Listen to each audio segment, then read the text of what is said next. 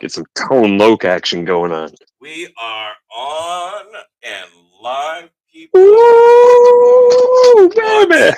What's up? Welcome to the ToneSperience. Yeah, we back again. We are back. We are episode 5. Dude, I'm like slacking because I didn't finish editing episode 4 from when we had David Schneider on the other night, right? Yep. Like, Yeah. I was so done editing, and I had like one more picture to put in at the end because I put those goofy little pictures in, right? Yeah. Somehow it like deleted the entire thing, and I'm like, oh hell no! I'm not gonna sit here for 2.5 hours to rewatch this so I can edit. Seriously. You know what I mean? But that's like, messed up. It was a pain, dude. But today was a good morning, dude. I got up this morning. I felt good.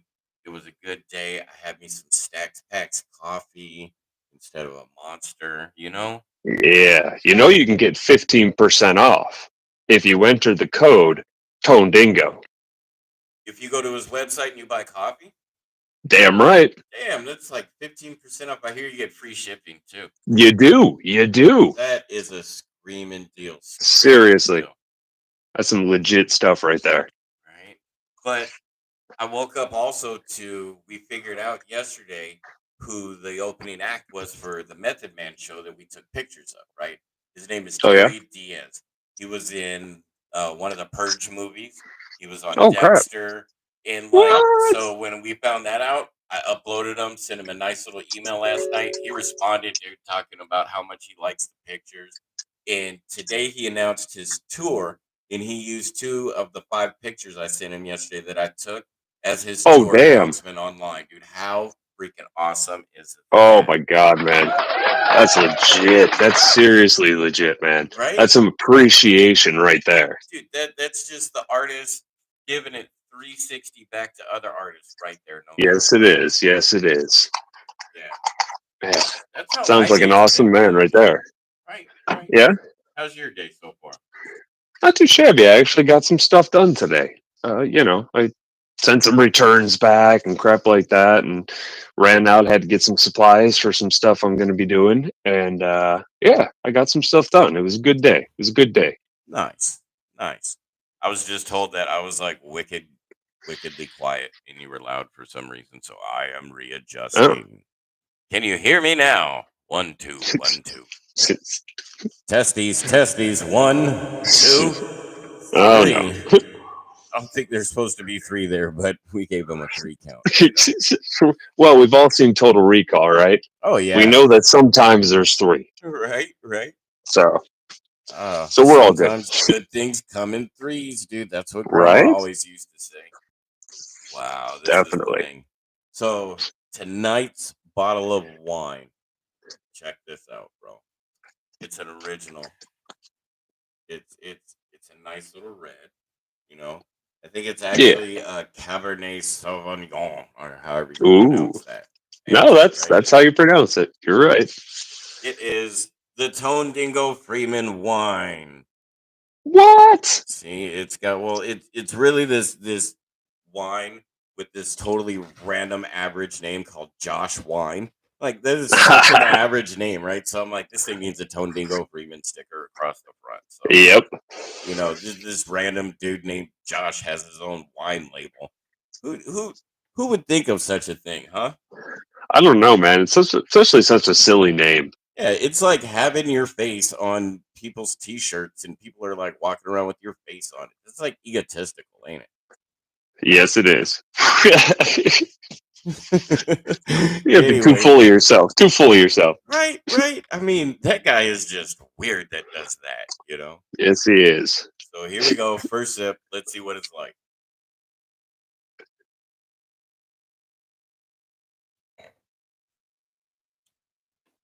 You know when they use the term earthy to describe things that you eat or taste? Yeah, it's like white coffee at Dutch Brothers. It's very earthy and nutty. Like, to me, the term earthy means like it tastes like dirt, That's an extreme, but I hear what you're saying. Yeah. Like, that wine is not earthy. It's got like sweet notes to it. It's got like a hint of dryness, and it's got this awesome, robust, lingering flavor that just Josh wines, So it's y'all. good, is what you're saying. It's pretty tasty. I'm sorry, Tondingo Freeman wine, y'all. Brewed in the Alps of Harlem. Oh, Jesus. Straight from the Harlem Alps. Yeah, I'll go Brooklyn instead. The Brooklyn Alps, huh? They're Straight from the a Alps little. of straight out of Brooklyn. Yeah. Hey, have you seen that movie Straight Outta Compton? Yes, I did. Yep. Right. So I was thinking about it the other day. There's this part where they're like all on the school bus, and the kids on the high school bus are like acting hard, like they're all gangbanging to like the Right. dudes in the car at the light, right? So those Yeah. dudes in the convertible lowrider, like a 60 something Impala, you know how they be rolling. Oh, of course. Yeah. Right. Like he blocks off the bus, gets out the car, gets on the bus. Do you remember what dude said to the kids on the No. bus?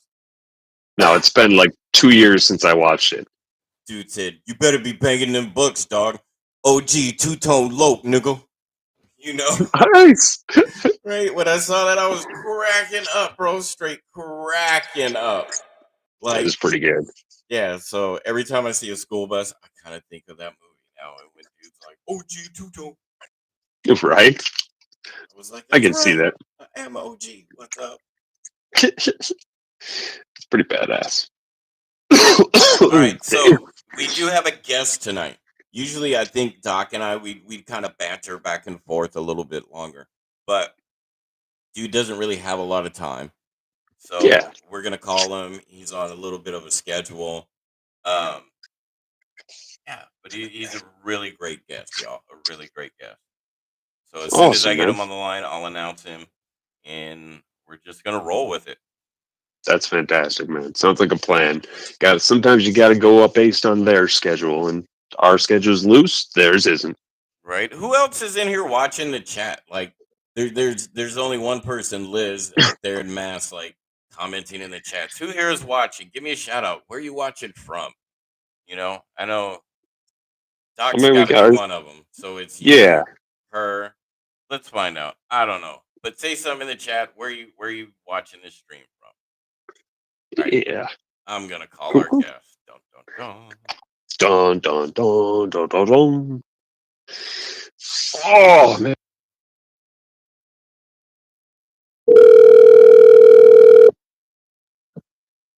Hello.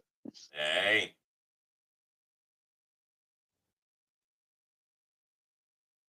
All right, can you hear us? I think there's like a little bit of delay when we merge the call. You ready there? Yeah, I can hear you. yeah. Can you hear me? Yep, we can hear you loud and clear. Everybody, this is Dave Becker, the owner, the chef of Sweet Basil out near Boston, Massachusetts. What's the little sub town that you're in up there, Dave? Needham, and Needham. Waltham. Okay. Yeah. So And let's talk about you, man. How was your day? How you doing? good. It's actually just getting started because I work nights, so I'm just kind of waiting for some hungry people to come in and get some food. Right. That's Are kind you of. over there working like in the line, or are you just doing the whole head chef role?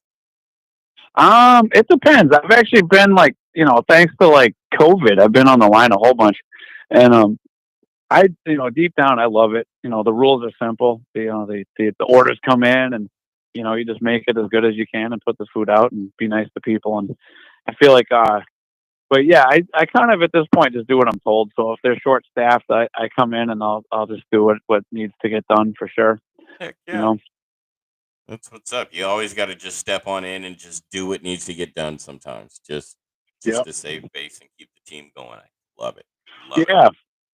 No, I feel like I've been kind of like an on the field general the whole time. It's like with anybody that's like, I want to be there for everybody, but I also want to be like working as hard as everybody. And if there's some disgusting job that I can't ask anyone to do, I'll just dive in and do it. And I'm like, as long as you guys don't put it on Facebook, I'm happy. it. Right. I totally do the same at my work, man. I'm constantly on the go and on the move and just saving accounts and just getting in the muck, literally in the muck. Yeah. Sometimes you got to go above and beyond too. But Lord Yep. knows you do that too. That I do. So, Dave, this is my buddy Doc. Doc his full name is Dr. Houdini the 10th. But I call him Doc for short. He's a big Hoovian. He used to be a ref at the roller derbies. So that's kind of where the name came from. Oh, I love that. Yeah. Have you guys been to any of the roller derby places around Boston? No, I didn't even know that was a thing up in Boston yet. I've only been up here for, let's say, June of last year, kind of tooling around, venturing out outside of work. Other than that, I just stay where I would be at for work and just go to the room and stay in the hotel. But forget that. That's no fun. That's no way to live. Well, there's flat track in just about every major city because it's like playing football the rest of the world. All you need is a ball to kick around. Yeah. Flat track derby, you need a roll of tape and people with skates. But the league, I think, is Boston Derby Dames, and I think that the reigning champs that are like they always kick everybody's ass are the Boston Massacres. I love that. Yeah. I wonder if they're any affiliation with the Arizona Derby Dames, Doc. No, the AZDD is a bank track league. Oh, okay. So we had a physical track, kind of like the movie Whip It to some degree. Whereas I think there's only 5 or 6 of those tracks that exist in this country. They're all made by the same guy, and so bank track's kind of hard to find at times. Yeah, can't use it for anything else. Exactly. But yeah, so there was a woman that worked for me that her stage name was Ms. Dash, and the name of her team was the Cosmonauties, and it just had. Oh my God, that is awesome! That was clever. Yeah, I used to dance under the stage name Silky Slim for a minute. Those were some rough days, but they were fun. But they'll always do. I think they had like a fundraiser for it was like a ladies arm wrestling tournament. Oh, jeez. Yeah, they're into it. It's cool. Man, we're actually starting a fundraiser for Doc coming up here for to help him get a service dog. This came by the live stream the other night. We're hashtagging it #SaveDoc or #HelpDoc. That's what it was, right? Was it help? Yeah, #HelpDoc. We're gonna help him get a service dog just because he needs an awesome companion with him.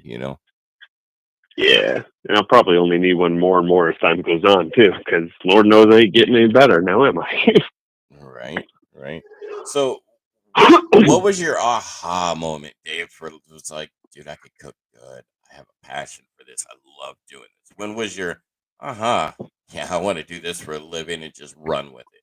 When was that? I don't know. I think it was pretty young because, I remember I worked at this place called Scandia. And then the place you were a dishwasher at?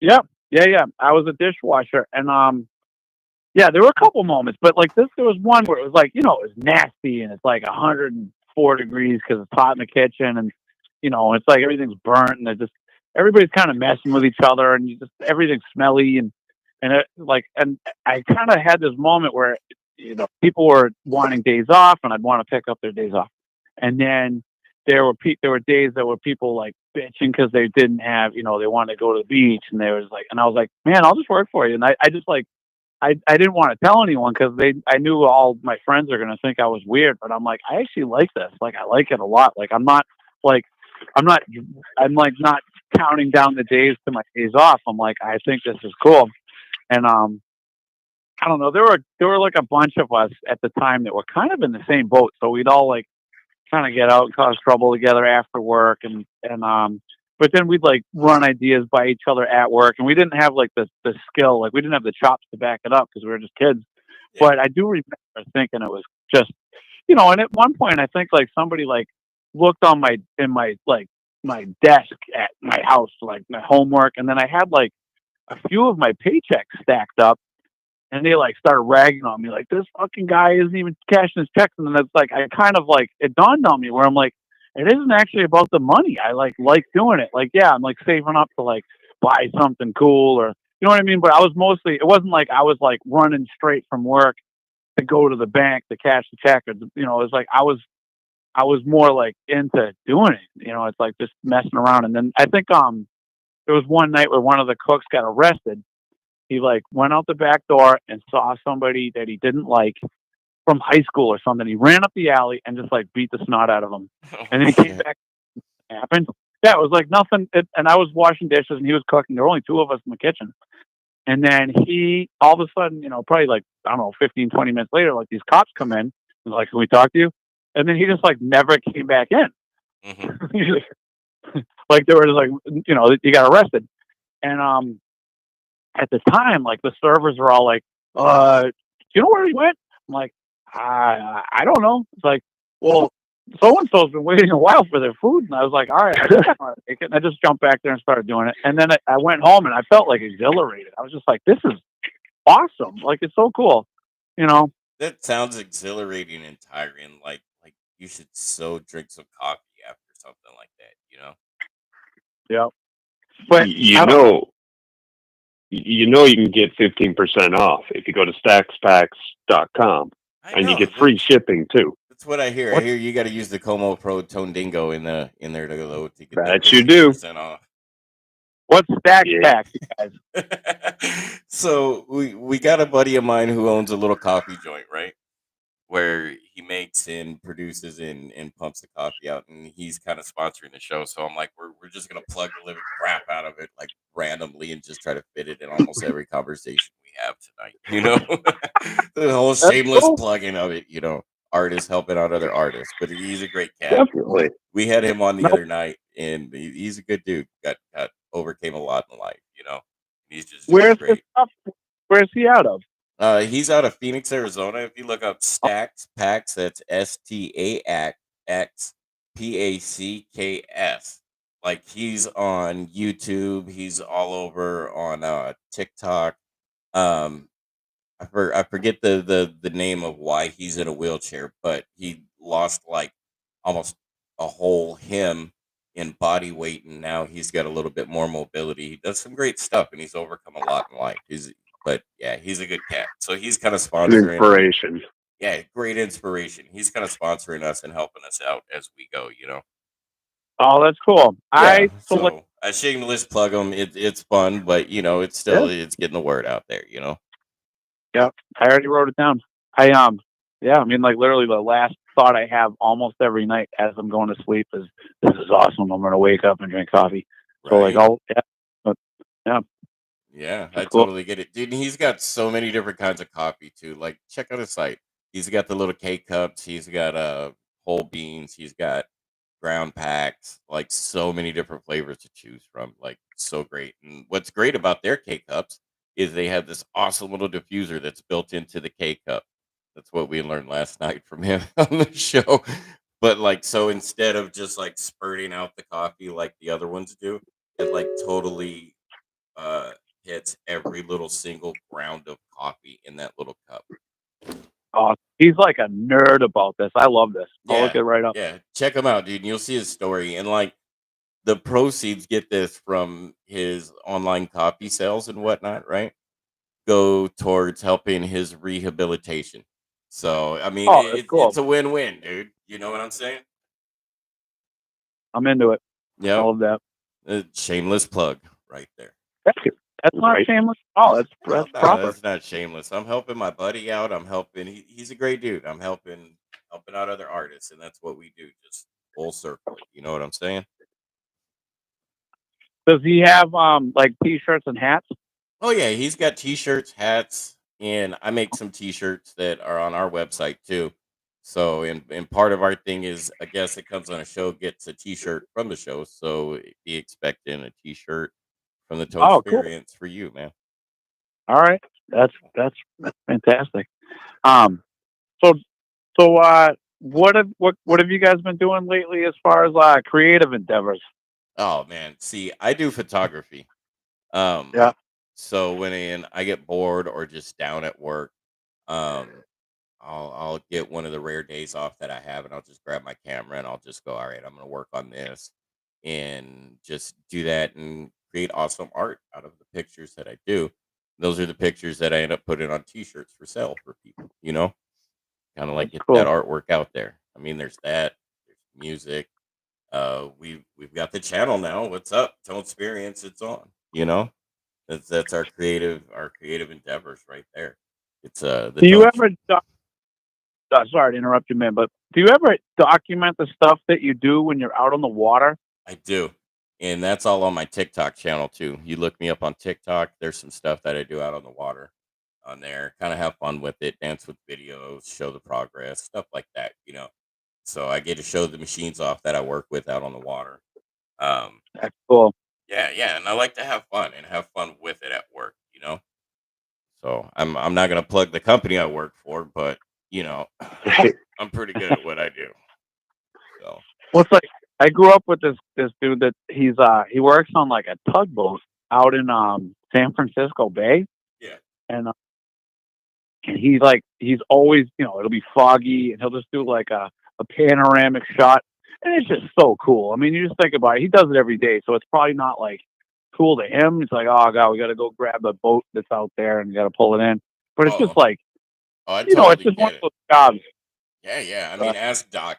I totally love what I do, and every moment I get like cool pictures from work, I send them to him. I pimp them out on the Facebook and other socials. Like, but we're worse than the postal service. Rain, sleet, snow, slush. We work in it, dude. We're out there on these machines on the water. I've been running from lightning before. That's coming towards the lake that I'm working That's on. right. I forgot about that. Yeah, that was insane. Like I high RPM my little machine Gretchen up, and boom, we were gone, dude. From 400 yards across the shoreline to the other, like in a blink of an eye. It was great. Oh, that's crazy. Yeah, but I mean, I get awesome foggy shots, and you got to remove 800 yards of lilies that are coming up and turn it from a 3-foot path to a 60-foot path, and you got 12 days to do it. You get it done, and then you throw your drone up in the air, and you get your progress from there. Comes into a Yeah. great looking shot. Oh, that's cool. Yeah.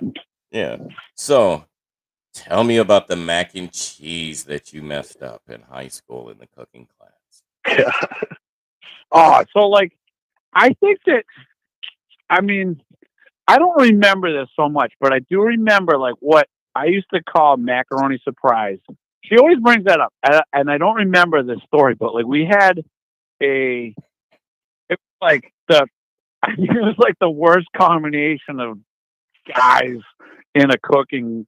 So we had home ec, and there were like 4 of us in a like we break it down, and like I think that one of the guys like named the actual kitchen meat curtains. That was like what he named.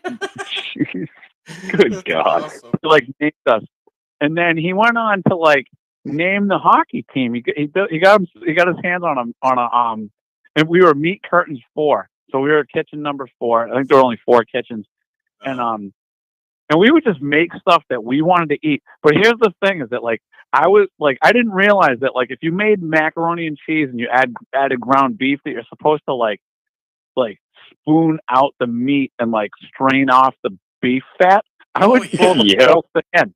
I would throw it all in. So no! And it would be like a cat food can worth of beef fat. That, like now that I'm a grown up, if I ever do that now, I would like strain it off. But I would just dump it all. And then if you ever let it get cold, you could like hold the whole bowl upside down and it wouldn't fall out of the bowl. Like never mind cold. Kind of like who's got those the blizzards? Dairy Queen. Like their thing when they make them is they hold them upside down on you just to be like, see, here you go, quality control. You can do that with your mac and cheese with the meat. But then I used to take all like the nubs of cheese and chunks of stuff in the fridge, and I'd throw all sorts of stuff in there. Yeah. Like I would do that at home. That was like my thing. I just called it macaroni surprise, and I thought it was so good. I mean, it was just disgustingness. But so all I remember about that cooking class is that like we were the only boys at the time. Like we were the only guys doing what we like. The whole class were girls, and then it was me and this kid Mike Brown and Steve Marshall, who you probably hear about both of those guys. Mike Brown has since died, and he was like my buddy since we were like 4. And and then we had like I think one good student that was in our kitchen, so like they actually cared too, and we would just like throw a whole bunch of stuff together, and they would just get pissed off the whole time, but they couldn't really do much because we like Liz You know, is. I gotta interrupt you. Liz is over here in the chat saying no, she was in the group too, so it was all y'all and her. Maybe you were the good student, Liz. Like, she probably was, huh? Wait, so actually ask Liz this question. So I might be telling the story wrong, but I remember. Well, we had so she's over here in the chat on YouTube as we're going. Like all she's right. like our main chat person. She's always like giving me notes, telling me Doc's mic is too loud and mine is too quiet, or what about this, or So she's over there being like the man in the chair on the other side right now. All right, cool. Well, I'll make this story quick because it's kind of like inside baseball, but it's like I've never seen anybody so happy to find out they got like early retirement than like I think we had the same like English class, and I can't remember what year it was, but we're sitting in the classroom, and this student, Mr. O'Connell, picks up the phone because it's ringing, and he doesn't say anything. He says nothing. He hangs up the phone, and then he just goes, woo, woo, and turns around and like walks out the door. And like we didn't have a teacher for the rest of the day. And we're like, what do we do? Do we hang out? And then we got this new teacher that's like 23 years old, like Mr. Laxo. But like we were there to find out this guy just like he has the whole rest of his life, and he was like 100 years old anyway. So he was. But he ask her if she nods, because I remember it being like, she's over here in the chat saying absolutely exclamation point ×4. Yeah, because I remember just being like, I've never seen anyone so like talk about someone who like like it sounds like you like your job, like probably have good days and bad days. And the way I look at my job is like if I can get my life to like a 75%, that's like 3 out of 4. That's like that's a C in high school. That's a C. I'm like, that's cool. You get 3 good things, 1 bad thing. Like the commute sucks, the weather sucks, but like the pay's good and the people are cool. Like you're kind of there, Yeah. But like, dude, I don't have bad days on the water. Like, trust me. So my machine is like an excavator on pontoons, right? And I've had it to where in 4 feet of water, the freaking boom broke on me, and I have to figure out how to get that out of the water to now go get this ginormous piece of steel welded back together, right? Like, and to me, that wasn't even a bad day. It was challenging, but it really wasn't bad, Yeah. Like a bad day is my machine flipping over in the water and me having oil everywhere to deal with and going, I need something bigger than a crane to help me now. That would be a bad day. Yeah, my big thing, I don't even really care what I'm doing as long as I'm surrounded by like relatively good people, like good-hearted people. I don't even care what I'm doing. It'll be cool.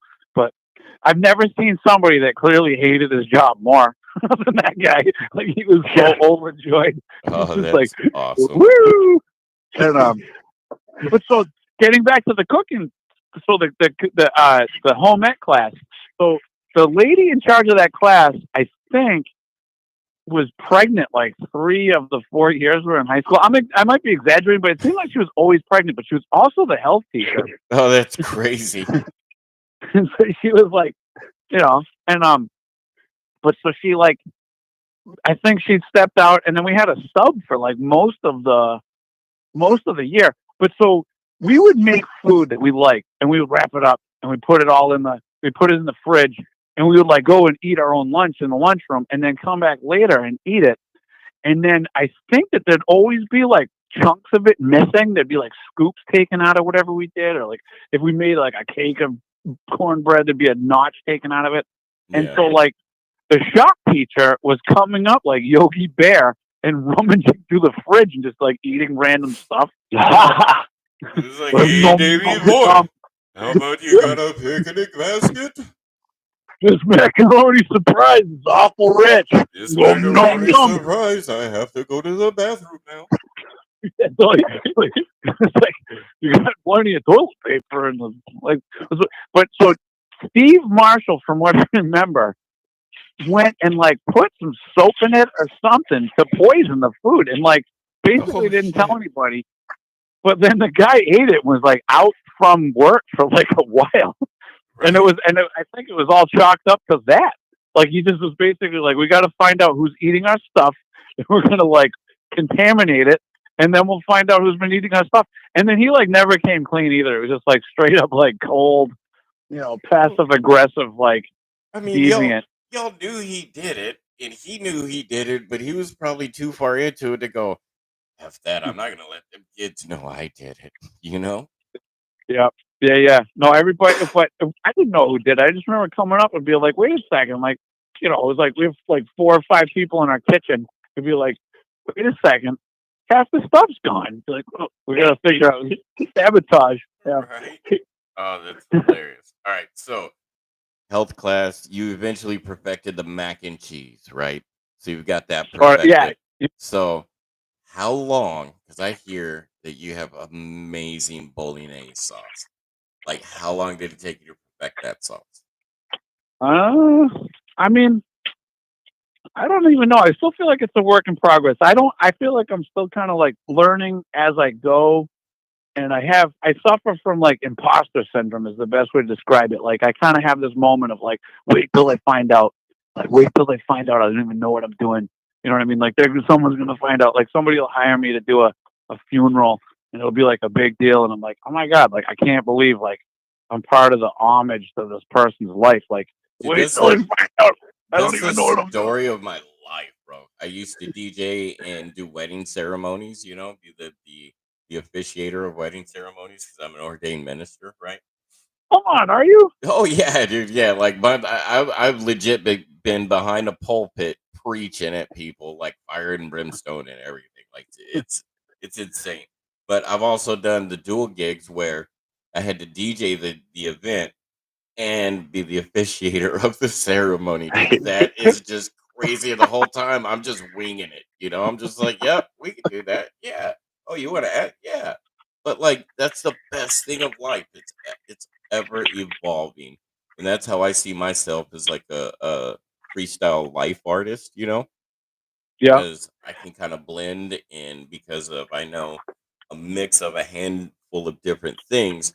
I can equate that to no matter what I do in life, and that's why I think I succeed. That's great. Yeah. Yeah. That's pretty much what I've been doing. Huh. Dude, I just went on a total tone rant, and I don't even know where the fuck we were with this question. We were talking about it's like perfecting your craft and like doing. Yeah, there we go. Thanks. Good reminder. Good reminder. Perfecting the craft. I mean, it's basically what the craft always evolves, so you're never going to perfect it. I love it. Well, it's every artist, though. Yeah. Well, it's like I think.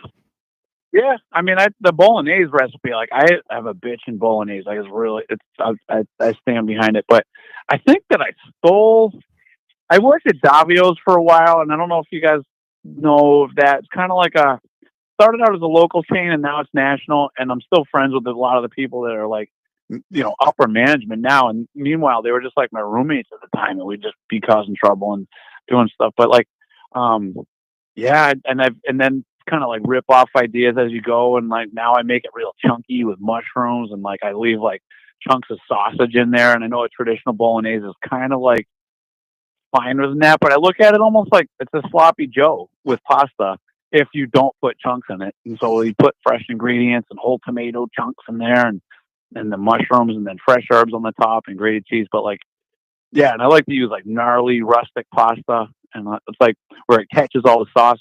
And the best way for me to describe that is if like you make your own pasta, it's like leave the flaws. They're like beauty marks. They're kind of like if you're going to tie your own bow tie, like make it crooked so everyone knows it's not a clip on. Right. You know what I mean? There's something cool about like, I don't know. There's something cool about crooked teeth. It's like it's like the imperfections of the things that you fall in love with. And I think as long as in food, if it's not gross and it's just a mild imperfection, then like a pizza that has some burnt bubbles. Like if the whole thing is one big burnt bubble, it's not good. Yeah. But if you have a couple, it's good. You know? Yeah. Dude, that follows along with my whole scheme of life, dude, that everything is ever evolving and ever changing. Like, and I don't and that's where the food is the art to you. That's your passion. I can hear it in your voice. It is awesome. You got me sold on this bolognese and noodles. Like, I'm trying to figure out if we can Uber Eats it here to Aiken, South Carolina, so I can get me some. Yeah. But like, you don't follow the rules, which is awesome. See, in my art, my photography, I don't follow the rule of thirds a lot. Like, not even maybe 95% of the time. Like, but I get some great shots, and that is a test to how sometimes if you break the rules in life, awesome shit happens, you know? Yep. Or it's like, if you just follow the rules, you just end up like those are somebody else's rules, and you're kind of like, you're like a U2 cover band, which there's nothing wrong with, but it's not necessarily art if you're just making somebody else's art as well, like almost as well as the original person made it, But if you can Right. and I have moments where I'm just doing my job and I'm just trying to make it, I'm trying to survive, and I want to keep everybody that works for me happily paid and but then there are other times where I'm like, this is cool. Let's mess it up. Let's get in the mix. And Yeah. We all get stuck in that little bit of a ruddy funk, and no matter what our career is, because if it wasn't our career, we wouldn't have a passion or be in it, yeah, We didn't want yeah. to be in it. But how do you get out of that funk for you? How do you get out of that sort of I don't want to get up and do this shit today kind of funk, How do you get out of that? I don't know. I mean, I think things like this are going to help. You know what I mean? Like doing the podcast with you guys. Like I'll probably be like, it's like rekindling your love affair with whatever you do. And so like if I go out to dinner at an awesome restaurant and I'm just like I see somebody else that's just doing something way different than how I would do it, but it's like you can like they exude like the love for what they do. I will leave there feeling better. Like if I go out to dinner and they just look like they're burdened by life, I will feel that too, and I'll just be like, oh, that sucks. But I mean, sometimes it's just like I took up pottery probably 10 or 11 years ago. Uh-huh. I was going to ask about that actually. Yep, Doc that was his questions for you. I love it. It's like an addiction, and I actually think, it's like when like people get addicted to gambling, and there's like I don't know what the actual dopamine release is. It's like the winning versus the fear of losing.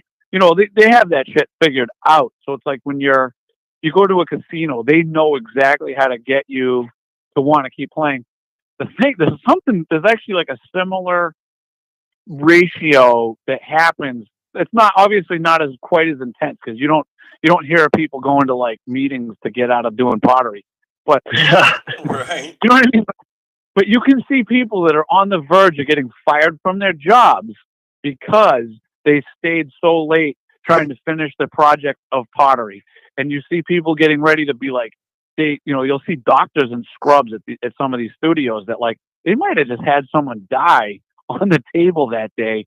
And this is their release. And they show up but like, it's, you feel it like you ask any potter that like, once they've got the itch, when they pull up in their car to like a kiln that's getting ready to unload, it takes like 36 hours to fire, it takes like, 12 hours to heat up and like 24 hours to cool off. Right. And when you open that, it feels like Christmas. It's like you open it and you get like an adrenaline rush as you like pull up in your car. Like you ask potters about that and like literally like, 80% of the stuff will be good, be adequate. And then 17% of the stuff is going to be shit. And you're probably just going to throw it away, or like if it's functional, you just kind of like tolerate it. But then there's going to be like 3%. It's going to be like fantastic, and you're going to be like, all it does. I'm not sure exactly what the percentages are, but it's enough that all you think about is like, I can't wait to do this again. You know what I mean? And the crappy work inspires you to make it better, and then the beautiful work inspires you to do it again because you're like, I don't know how I did that, but that's fucking cool. 100%, And then you just, dude. 100%. I'm with you there. I mean, it reminds me of when I was in my career, I was doing the 3D stuff. You'd send a render at the end of the night, and it would take all night, to render this thing. And you're just waiting to get in the next day to see, oh, how's it going to look? How's it going to look? And sometimes you get in, and the whole thing's jacked up. And you're like, okay, what did I do wrong? And you got to spend the time figuring it out. Sometimes it's close. And then I'll end up spending way too much time tweaking it. And I'm like, well, this would look cooler. This would look better. In the end, the image is amazing. But you've taken more time because you're so into it. Yeah. I do that all day long while I'm editing these videos. I'm like, oh, no, I need to like cut down that millisecond because that sound is there that I could hear. You know what I'm saying? Right. But we're always our own worst critics with everything. We always Oh criticize God, yeah. ourselves the worst. And I think mentally, for at least as far as my mental well being, that's what totally gets me down is when I'm like, "Oh, I'm gonna fail at this job. I can't meet the time frame. No, I can't talk to the customer and talk them into a couple more days because it's out of their budget. You know, yeah. 50 million things go through my head when something fails because I set myself up for failure the entire time. You know, in that I know that. whole that just sucks. Sorry to interrupt, but I think it's like this will sound like a cliche because it is, but it's like try.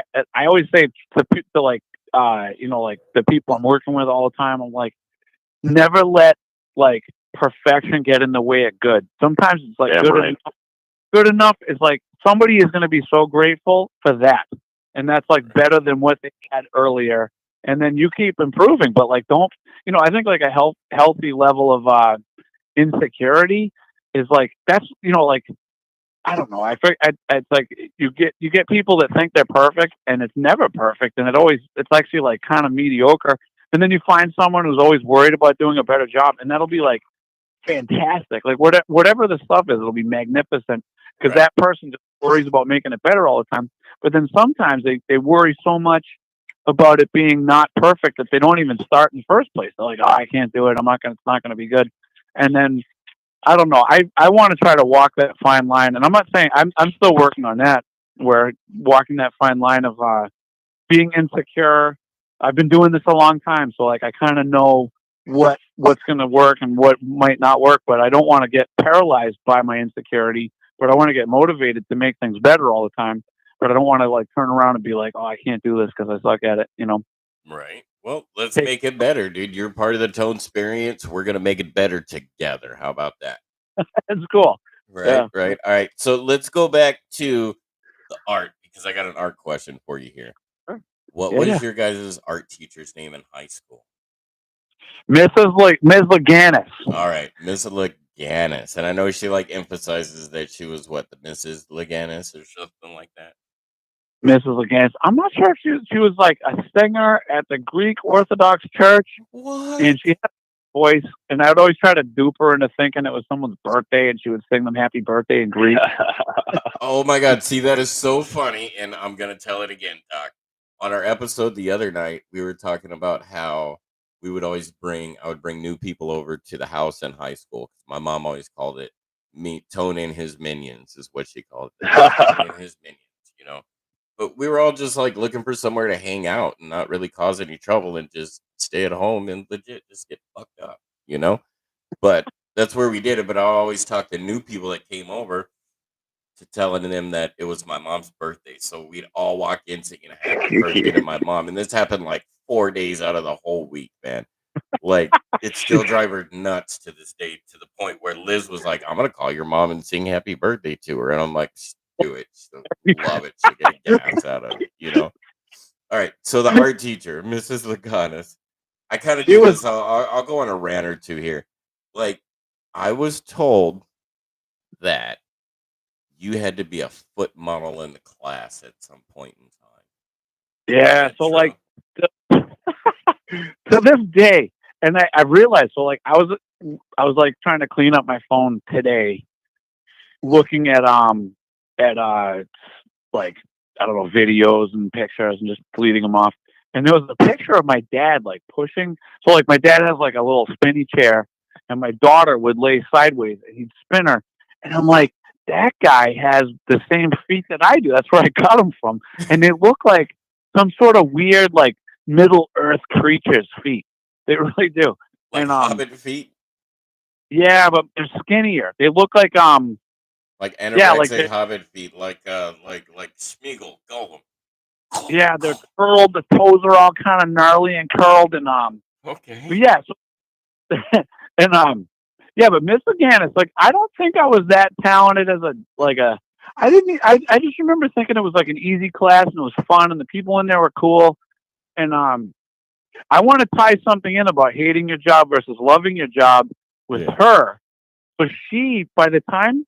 I remember something happened and we were talking. She by the time we were in high school and we graduated in '94, she I think had like 6 straight years, or no, that's an exaggeration. I know it couldn't have been that high, but I think it was like 3 straight years of unclaimed sick pay. Oh shit. Like she could like take 3 years off of paid leave, all of it paid, and still not like, and like maybe then retire after. But she'd worked. I think she'd been there since the '60s. Like she'd been there so long, and she wore a muumuu to work every day, and she had a beehive like bouffant hairdo, Oh and my god. with like a pen, she'd keep like pens and pencils in it, like way up, like Marge Simpson. Like it would be like if you forgot your pencil at home that day, she'd be like, "Oh, I got you, honey. Here you go." No, we had a woman in high school. It's like 3 feet up in my bouffant hair, and and so she But so when I heard that, I was just like, that's a crazy. So she loves her job so much that like she probably like dreaded summer. Like it was just like, oh, summer's coming. Like she probably go teach at a camp or something. But so she was so cool, and I remember like people would smoke weed in the kiln room that was behind. And I look back on that, and I'm like, if I'd known there was a kiln, I would have tried to get her to fire it up. Like knowing what I know now back then, I would like. There were so many cool things at that school that like you're just so busy worrying about like social dynamics and just getting your homework done so you don't flunk out. But I'm like, they have like a fucking auto body shop at Newburyport High School. I'm like, why didn't I take that? Like, why didn't I take like electrical? You know what I mean? Like they had on the shop teachers that probably stood around like eating my food. Bro, our high school had what they call in Arizona magnet programs, right? They were like tech classes. So for like 3 class periods out of the day, you're signed up for whatever program you're signed up for. That's what you go do, right? Like say for instance, South Mountain High School, they had an aerospace program.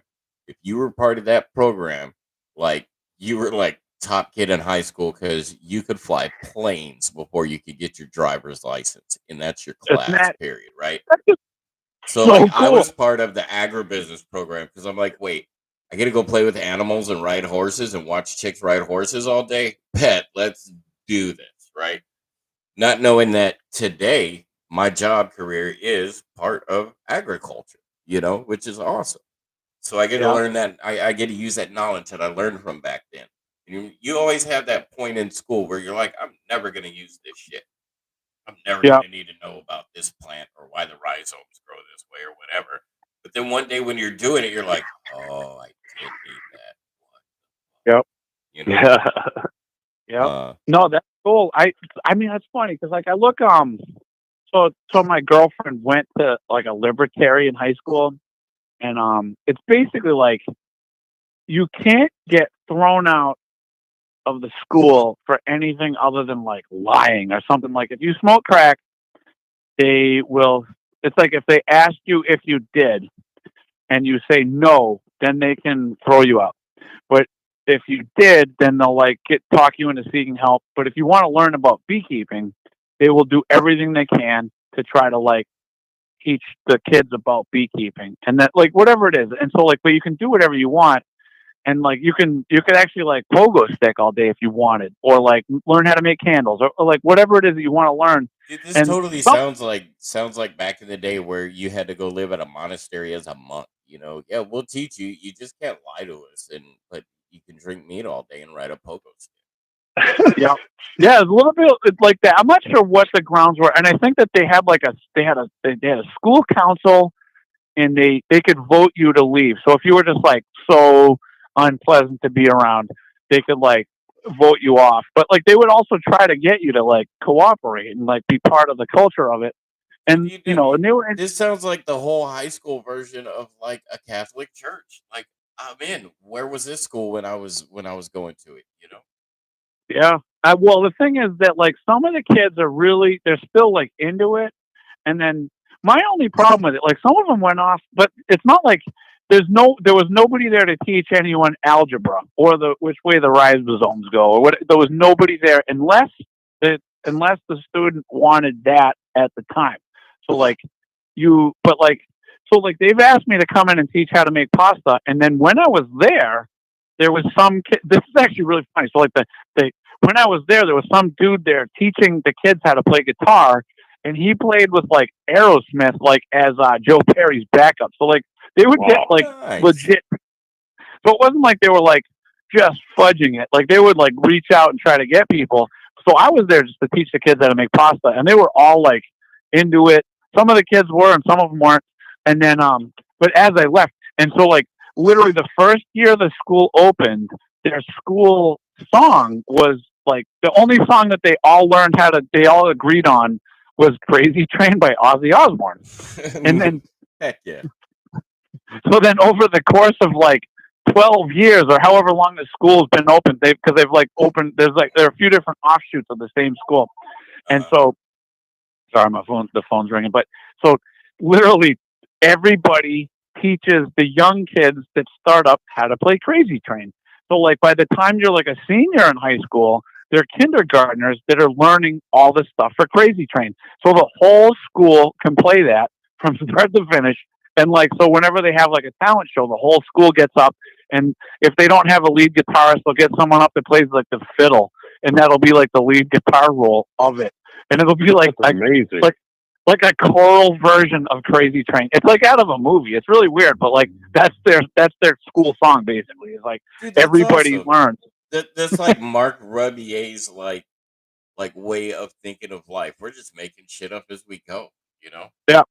No, they really are. If you ask them, I'll be like, yep, that's what we're doing. And so like basically if there's a kid having a hard time, what they do is they just like ask them like what they would rather do. And then they do that, and then they'd be like, well, if you'd rather play video games, just do that. And so like that's my only problem, is that like half the time the kids at this school, like there's no like stick to itiveness that gets taught.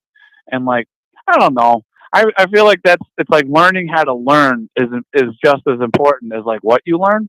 And so like if you learn the best way that you can learn, and it takes you until you're 50 years old, I mean, that's like, it's fine, but like it's kind of a waste. But if you start learning how to learn when you're younger, and you actually like kind of embrace how you actually go through stuff, then you can actually find your passion, and you can be good at it, and you can like really focus on that and just pursue it as far as the universe will let you, you know? Yeah, dude, that's what's up. See, that sounds like a total high school version of that show Survivor in a way, you know?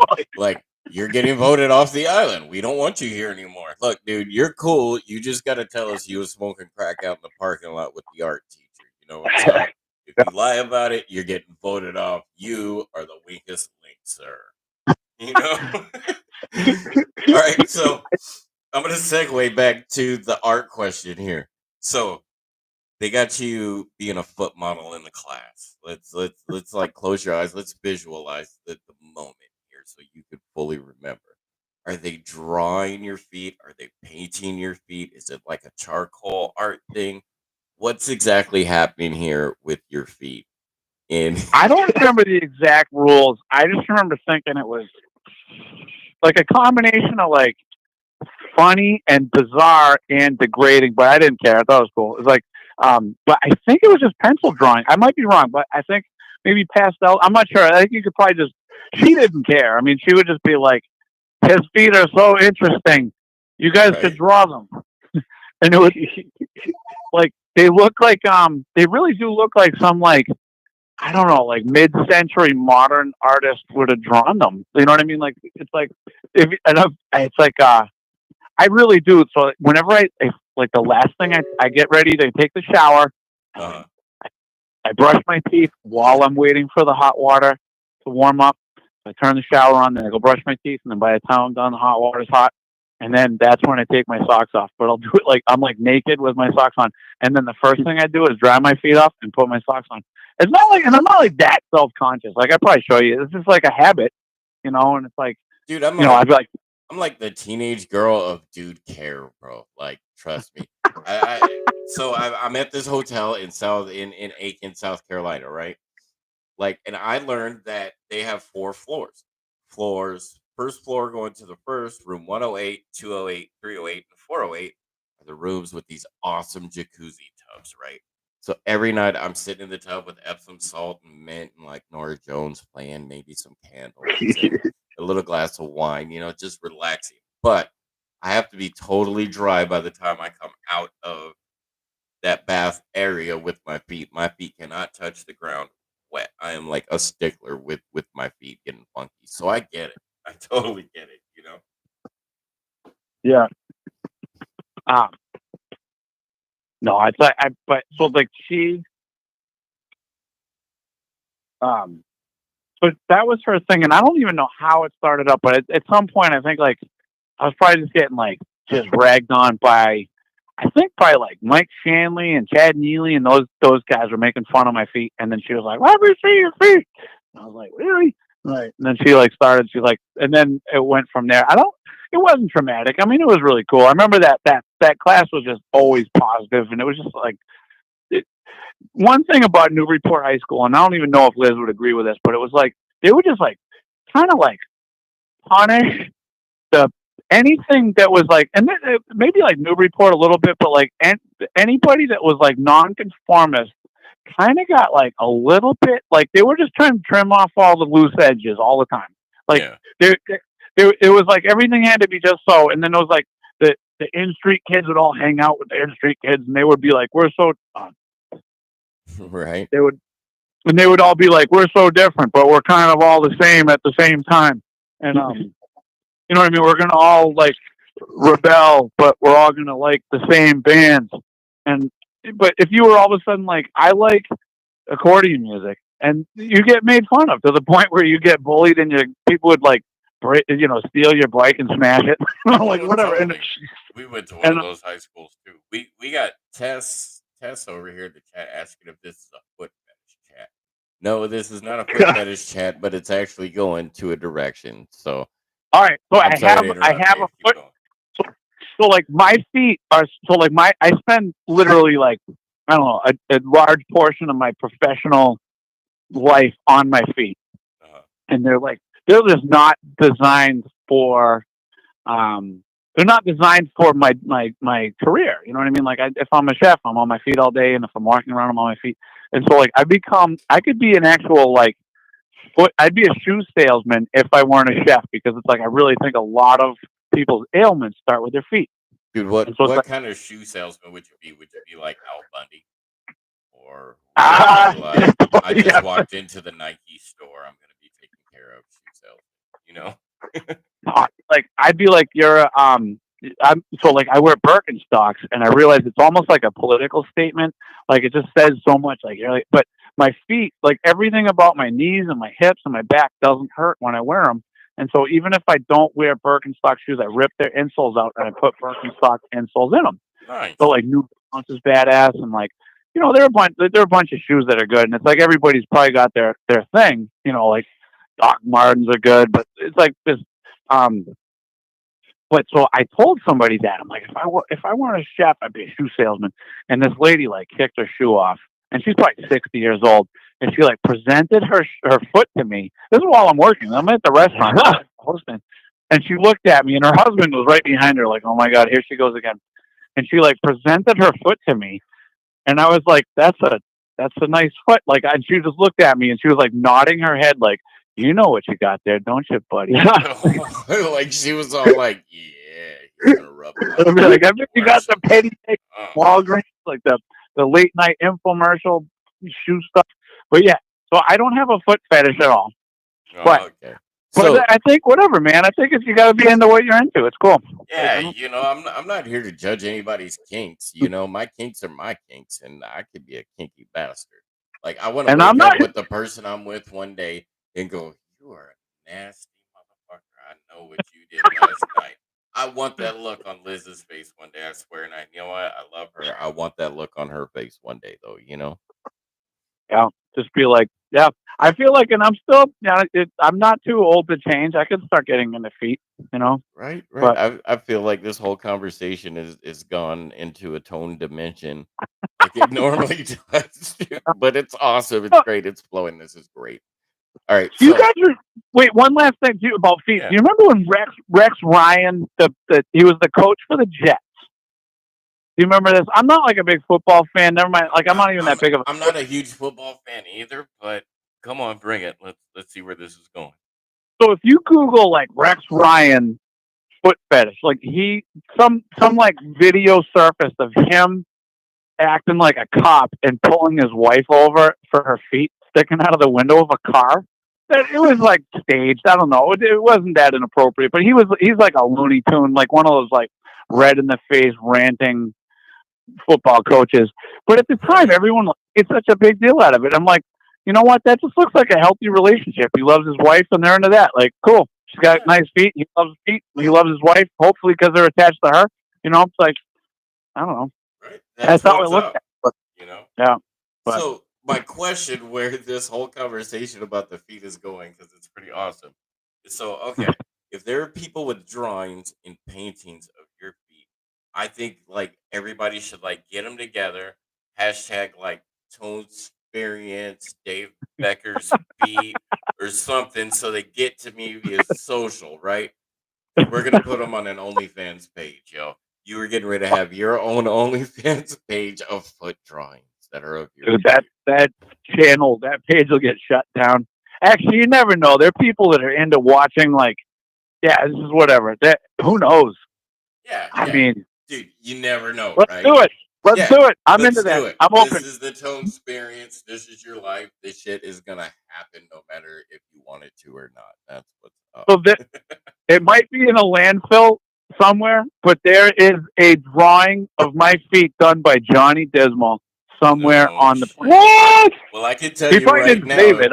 Johnny's listening to the cast because I texted him earlier because he was our first guest. And oh my God, dude, it was a gold conversation, which is going to lead me to your next question whenever we segue towards that one. But dude, this is tiring. You know, I wish I had some coffee, Doc. Wouldn't you like some coffee right now? Well, you know, if you go to stackspacks.com and put in the promo code TONEDINGO, you get 15% off and free shipping, man. Are you serious? Like Tone Dingo, like Mandingo, just replaced with Tone instead of Man? So you got the Tone Dingo? Exactly. Dude, that is a dope promo code. So Stacks Packs, Tone Dingo, Freeman, get your 15% off your coffee now. That's right. Is that a plug or what there, Dave? I thought that was great. I'm actually going to... Yeah. All right, so our first question on the show with Johnny is, and I don't. Did you watch that clip I sent you earlier with the zombie badgers? No, I did. I was like, yeah, just to see. Okay, so this is where the question is going. So you already know what our weapons were. I'm not gonna go through that whole explanation again because like now we got a long list of people bringing weapons, which is great, right?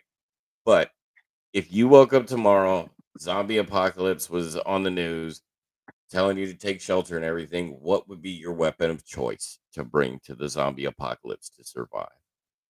Dude, I was going to say for like good television or what practicality, I would absolutely do like an ice pick shovel.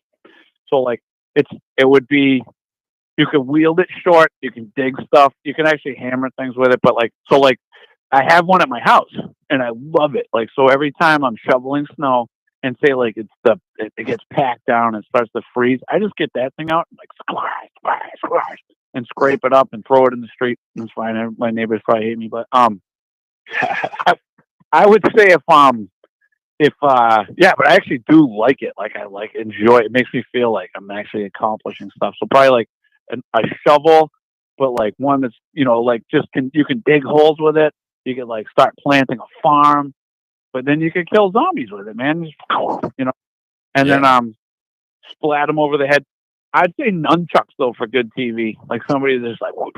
Okay, so episode when I had the Mighty Rock Light. Wait, let me do this one again. The Mighty Rock Light. I don't know if you can hear that echo, but there's an echo there. Anyway, when we had him on, his weapon of choice was actually zombie teddy bear nunchucks, dude. That legit was his weapon of choice. Zombie. Like they were gonna be teddy bears strapped together like nunchucks, So that's cool. That was his weapon of choice. Yeah, I was gonna say that's cooler than or like if they had like another I don't know, just like a new star on Walking Dead that's like a little kid that's just got like toy nunchucks, but like somehow like managed to weaponize them. Badass. Dude, They need to get that girl from Kick-Ass on what was her name? Hit Girl. They need to put her on The Walking Dead. Oh yeah. Like that's my zombie apocalypse weapon now. I'm changing it from the Honey Badgers to that girl from Kick-Ass. Like Hit Girl is my zombie apocalypse weapon now. It's said and done, reneged, done. Yep. Oh, I remember. God. Yeah. It's funny. I stopped watching Walking Dead, but I used to love that show, and I didn't watch it for the longest time, and I'd be hanging out with like my coworkers, and they'd all be talking about it, and I felt like weird because I hadn't seen it, so I just sit there and eat and like listen to them talking. And one of the dudes that used to work for me, he wrote them a letter. He wrote the writers of Walking Dead a letter on their comic book. He's like, "You guys," he's like, "I noticed you haven't had winter in a while. Is there any reason for that?" And they answered him in the comic book, and they were like, "Yeah, no." And everybody treated him like he was like famous, like. They're like, "Oh my God, they answered you!" And he brought the thing in, and everybody else brought it in and had him sign it. It was cool. But he was like, they were like, "Well, it just hasn't fit into our storyline lately." So I started watching it, and like, but the first episode, I want to go back and watch it. But like the first like creepy scene where Rick is like at a gas station, and there's like a little girl dragging. Yeah. She's got the little teddy bear. She's like, Here's the thing. How she would have let go of the teddy bear unless it was like attached to her. I get hung up on like, I can only suspend my disbelief for so long. Like I get all into like, I don't know, like Alien, the movie Alien, for example, that thing comes like blasting out of the dude's chest. uh-huh. And then the next thing you know, he's like the size of a forklift. Like, what the fuck was he eating that whole time? Like, was he just, like, how did he get that big if he didn't eat anybody? Well, you see, chest bursters, it's just built into their DNA that right when they pop out and they start breathing oxygen atmosphere, they just grow like 50 times their size, like the Grinch's heart. Oh, you're just making stuff up now. No, I know. Cool. It sounded right. I get hung up on that stuff. But, like, one last thing about, like, nerddom. It's like the... don't get us started on the geekdom, dude, because we could go like another 3 hours talking about fandom. Let's do this. All right. Well, I'm sorry to do this. So like the Hulk. All right. Never be sorry. Never. So, all right, go ahead. The Hulk. No, the Hulk is an awesome character. But the thing that makes the Hulk cool is that, like, so Bruce Banner gets exposed to gamma radiation. Right. And there he is.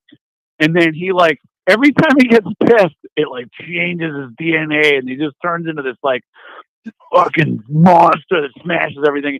And he like every now and then has like a gentle moment of like he sees someone that he loves kind of way deep down in his soul. Yeah, and he kind of like kill in the Avengers, the sun's going down there, big guy. It's getting pretty low. All right, so wait, I can't remember any of it, but there was one that just made me like, come on, you guys. So it was like. They basically put Bruce Banner in like a flying fortress, like this humongous airship. Oh, and that was Civil War, wasn't it? That was the one where Bucky the Falcon came out and teamed up against Bucky, or was that Winter Soldier? Anyway, I know exactly what you're talking about. All right, so but they basically built this fortress just for him to kill him if he turns into the Hulk again. But meanwhile, that was the one with Loki. That was Avengers. That was the first one. Yeah. It was a long time ago because I haven't seen any of the recent ones because like I just stopped being like I watched that one like 2 weeks ago because I was stuck here in the hotel room and I had like a whole geeky Avengers night, dude. I watched them in order, so it was great. So Bruce Banner is trying to cure his own plight. So he's sitting there with his glasses, but they have him in a special cage. So if he turns into the Hulk, they're gonna drop him out of the sky, and he's gonna be dead. That's the insurance policy. Yeah. So a whole bunch of shit goes wrong, and then he turns into the Hulk. They drop him out of the sky. He takes out a whole farm. They go and find him, and not only is he alive, but he can now turn into the Hulk at will. I'm like, stop it!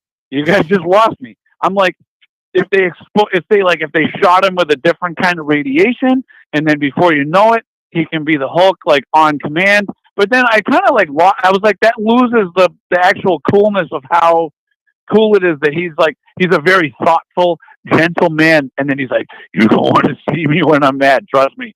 And then he turns. Dude, my favorite part of the Avengers movie was when they asked him what his secret was, and he had to like battle that big old giant flying thing in the Avengers, right? And he's like, "Y'all want to know what my secret is? My secret is I'm always angry." And he just turned into the Hulk, dude. I was like, "Yeah, Hulk the fuck out." Yeah, he figured out how to control and focus that anger. Was I think the idea. But I do know, dude, Thor Ragnarok, when him and the Hulk had to do that whole gladiator thing, like, yeah, it was starting to jump the shark, but they're kind of going against that whole Planet Hulk scenario where the Hulk can talk as the Hulk, right? But so they're kind of like gearing up towards that in that movie, but they really didn't touch on Planet Hulk. But they're like, here, just for you geeks out there, here's a little Planet Hulk for you. You know what I mean? So like Superman, I've never dug because he's like, it would be like, I'm going to give him too many things. I'm going to give him he can X-ray vision, he can run, he can fly. Dude, time travel. That one Superman when Lois died, he like spun the world backwards and like changed time. That's like a whole nother paradox in itself right there. You know? Yeah, I'm like, you can't alter time. We've learned that one from Doc Brown and the flux capacitor, you know? It's like, it's lazy writing. We're just going to, whatever it is that fits in the story, we're going to let him do it. And then the only thing, it's like kryptonite is his one thing. Like, come on. Yeah, it's Fonzie jumping the shark, bro. That's all of fandoms eventually end up being. Even, you know what? And I got to say it, and I love Deadpool and Ryan Reynolds, but eventually, it's going to take a minute. Don't get me wrong here. But eventually, they're going to jump the shark with Deadpool even. So, this is like maybe a Captain Obvious question, but do you guys know where Jump the Shark came from? I know exactly where Jump the Shark came from. All right, so like, but there was one that like didn't get any traction that was similar to Jump the Shark that was called Blowing Up the Fridge. And okay, this already sounds amazing. What size fridge was it? What did you use? Blowing Up the Fridge, and it was in like Indiana Jones 4. And he's being chased around. Oh, that's right. The Nazi episode. It like he had to like climb in that old lead refrigerator to survive, right? Yeah, it was so out there. Like, oh shit, I'll hide in here. Boom, blasts him miles away, and he comes out just fine. Dude, I remember that was in Indiana Jones. The Search for the Holy Grail, right? Crystal Skull. Okay, Crystal Skull. Dude, I remember seeing that in the movie theater and going, okay, I know how to survive a nuclear blast now. I'm just going to climb in a refrigerator. But when we were kids, they're like, don't play in a refrigerator. Totally. And he comes out of it just to see this like crazy, awful, but beautiful mushroom cloud. Like, whoa. Right. There was no impact damage of him. He didn't smack his head in there when the thing was flying through the air. Yeah, it was bad. Yeah, no, and I remember someone was like, "I think that's the new Jump the Shark," and I heard it a couple times. Like, yeah, the blow up the fridge. And Dude, I was like, I'm totally gonna start using it. Yep, we just blew the fridge. Seriously. Well, I think it's like there's probably there's got to be like a new version of something stupid that just makes no sense, and you're just like, all right, just wait for the new Indiana Jones movie. I'm sure they'll do it again. Yes, I saw that they just like they're filming that or some shit. Anyway, whole nother topic with that one. All right, so have you ever heard the phrase "off the hook," Dave? Yeah, all right. So in Arizona, me and this dude that I used to work third shift with at Circle K, like instead of we saying, "Oh man, that's off the hook," we would say that's off the gancho. Because like gancho is hanger in Spanish, So we'd be like, "Oh, that's off the gancho," So that was like our new thing that we turned from an old thing to a new thing. That's cool. All right. Damn, y'all, we done been on for an hour and 15 minutes. This is gold. So you have 2 books, Dave. 3 books. You got 3 now? Yeah. Wow, yeah. I'm behind on my research. I'm gonna have to tell my editor-in-chief to help me. Obviously, I haven't done my share of PR. Sorry about that. Oh, that's okay. No, dude, I researched the crap out of you between what Liz told me and what I could dig on the internet anyway. You know what I'm saying? But that's on me. But so your first book was Sweet Basil, right? Yep. Thrown out of an Italian kitchen. You had Thrown Out of an Italian Kitchen. Second book was Stewed, Okay, and I that's did what I that with have. my girlfriend. And yeah, her photography was like outrageously good. Yeah. And she's a new report girl too. She used to work at Nutcracker in the tannery, and that's when I met her. And I've actually been meaning to reach out to her just to see how she's doing, because I still follow her on Facebook and Instagram, and her stuff is rad. And she still gets hired by all sorts of people to do like food photography. Like, she's really particular and does not miss details. And then when we did that book, Well, I think I'm here. Pause. Hold that thought real quick. I do that one a lot. Sorry. Like, my hope here is that we can come there to your restaurant while I'm in town, get a nice sit down meal with you, get some wonderful pictures of you doing your thing, and just like give you these pictures. That is my thought here with ToneSperience, because the ToneSperience is just bringing it to everybody else, and those pictures will help me bring it to everyone else so they can see the experience we had there. And you can have those pictures. They're all yours, brother. Yeah. No, it's cool. Let me know when it works for you. And I'd say for the most part, like there are a couple nights that don't work for me, but I never know when they are until it's like too late. Like if my lady's gonna have a meltdown because of the kid, and I gotta you know what I mean? Like, there'll just be times that life gets in the way, but other than that, like, I'm always around, and I'm like, I totally get it. We have a dog, dude. You know? Yeah. No, it's like, it's like, oh my God, dog's in the, shit in the carpet. Yeah, it's like, but yeah, so let me know when you're back, because it's like, I'm probably 40 minutes away from you guys, tops. Yeah, I think you are. I'll be back within this weekend. I'll be back, because there's a thing where, so me, the mechanic, his old lady, Liz, my boss, and his wife, we're gonna go to this cover band show that I don't even know who it is, but it's over there in Worcester. I said it right, Worcester. Worcester. Worcester. It's the woo, yo. Anyway. Yeah. So we're supposed to go see this cover band who does like this 80s or this 70s kind of music. So while they're doing the 70s music, they like go and they're on stage all 70s geared up, right? And then they go out, they break, they come back, and they're a Poison cover band right after that, right?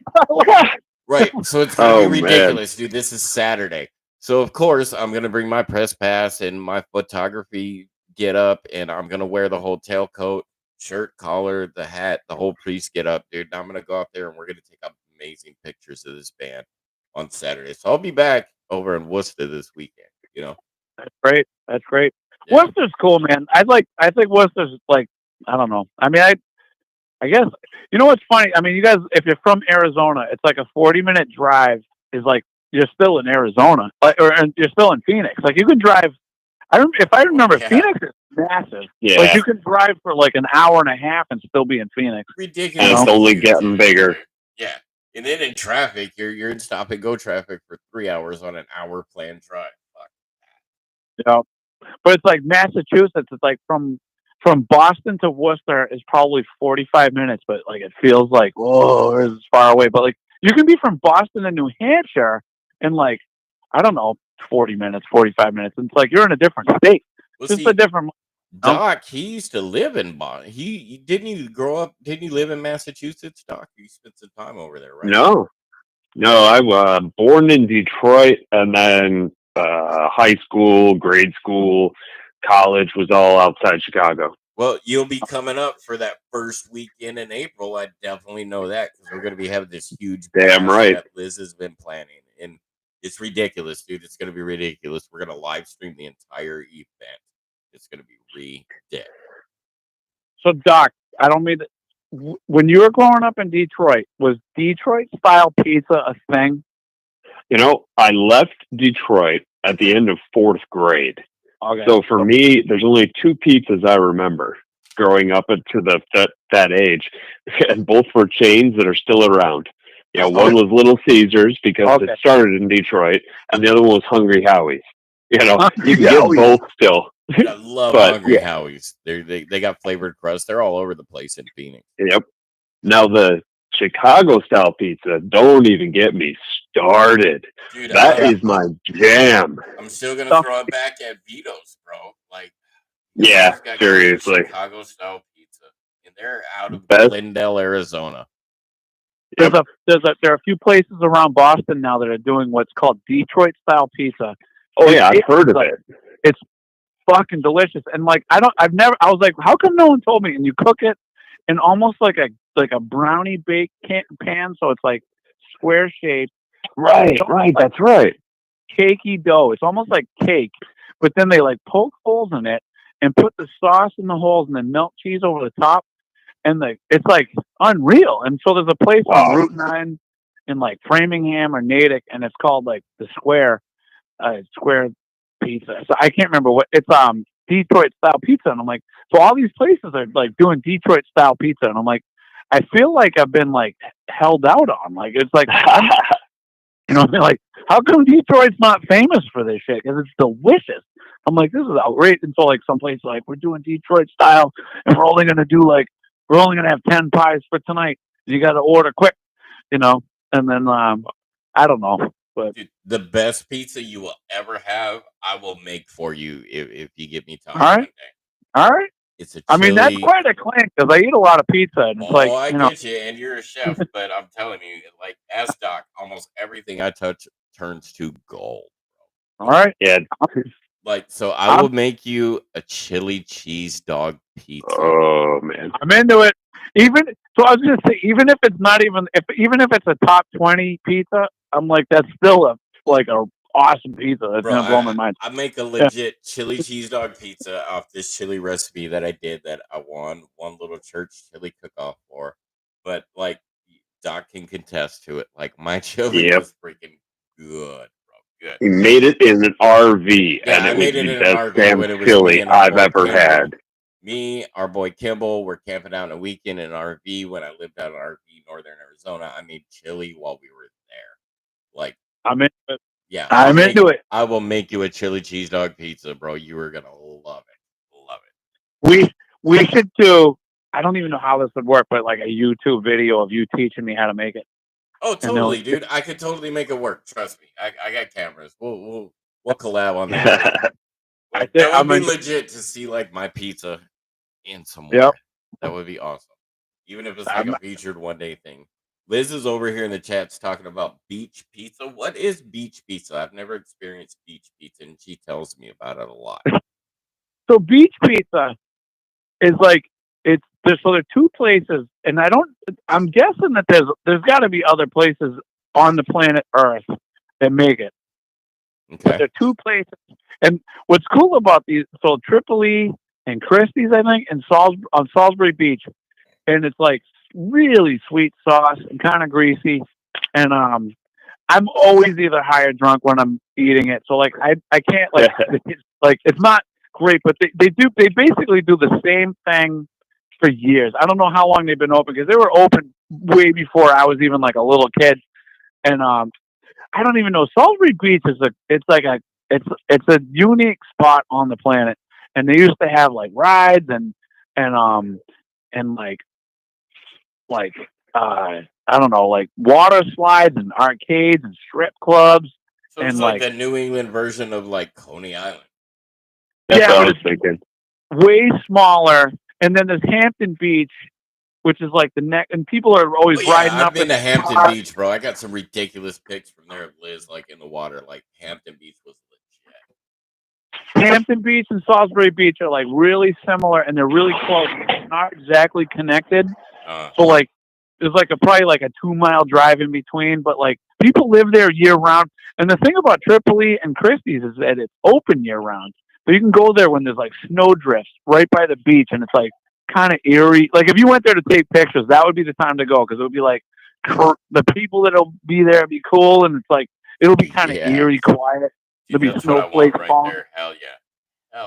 It'll be like it'll feel like an abandoned beach town, but then these like beach places are open until like midnight or 1 a.m, or like they're open late. So like the they might Cape in the wintertime, huh? Yeah. And then so like if you go there, it'll like. I mean, I'm kind of obsessed with like beach towns. Like if you go to Plum Island, Newburyport in the winter, it's like it's different now because they have running water. But like when we were kids, like they didn't have running water. You had to go and like pump it. You had to you had to fill up your drinking water out of a fire hydrant at the beginning of the island, and like you couldn't drink the water. It was all septic, and it was all just like it was basically a sandbar without. You could have like well water, but it was all just like kind of salty and marshy. Like you couldn't drink it. And then growing up in Phoenix, that's legit. Because growing up in Phoenix, like our thing was whenever we had a monsoon storm, we would get on our bikes and ride in like 4 feet of rainwater that's like draining in the storm. So like yeah, and we're just out there having a blast in this nasty ass water. Yeah, totally. Yeah, so you probably could drink the water; it'd be fine. But when we were like, all the Plum Island kids would have to go there and fill up empty milk jugs with the water from the fire hydrants. But like I'm like fascinated with like these abandoned looking places where people like live year round, and they're just kind of like, well, you pop on TV. I'll be like watching something about the Salton Sea in California, where it's like slowly, or like some like abandoned mining town. Dude, in West Virginia. I'm totally fascinated by those places too, and like I want to go get pictures of like these abandoned ass amusement parks that I see these other people on YouTube like putting up where they walk through it. It's like, bro, this shit just legit looks creepy. Like maybe old school days, take like 6 hits of acid, walk through an amusement park that's been abandoned, grab your camera, trip out, get lost, wake up, you're in the parking lot. Yeah. It's like, I love that stuff where it's like the humanity as it starts to like, as it leaves, but there's some people that are still clinging to it. But if we went to like Christie's Pizza right now, it's like, I don't know how cold it is out. It's probably like 20 something degrees outside, and we go there.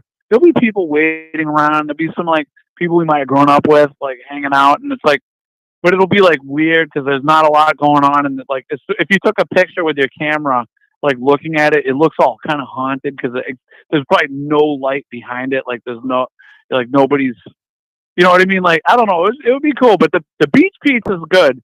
It's just really sweet sauce, and it's not. Yeah, they've been cranking out the same stuff for probably 80 years or something. But there's also like what was that movie with Ron Howard where like all they were doing was driving up and down the street? You remember that movie? I remember everybody talks about that movie, and I remember watching. What was that movie? Because it sounds like a mixture between that movie and like High School Pizza and the Lunchroom. Graffiti. Yeah, no, it's really like American Graffiti. That's totally it right there. It's American Graffiti. That's what I was going to say. School lunch pizza. Oh my god, that sounds amazing. The pizza is better than that.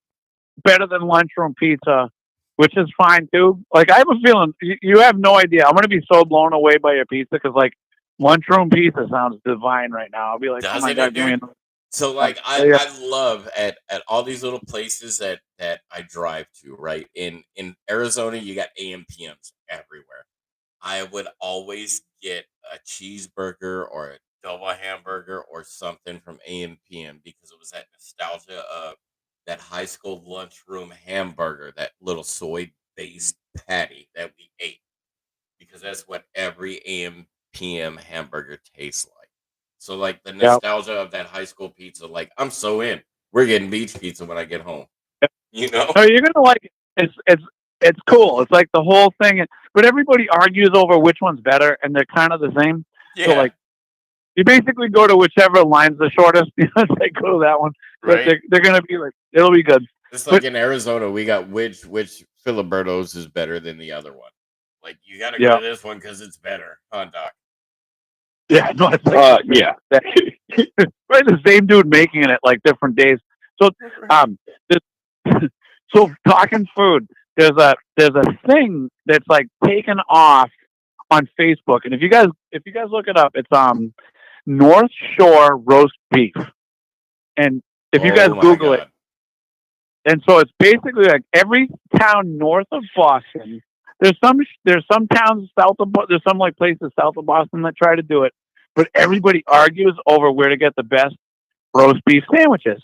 and it's kind of a localized thing, and it's like really like brutal. Like they're mean to each other, and All they're right, Doc. The only way to explain it, it's like Arby's. If you were like stoneder than the stonedest you've ever been on crack, Arby's. dude. No, That's no, what the this place Arby's. is like. It's like Arby's on crack times 50, No, bro. it's Like that's Arby's. All they do is make fun of Arby's.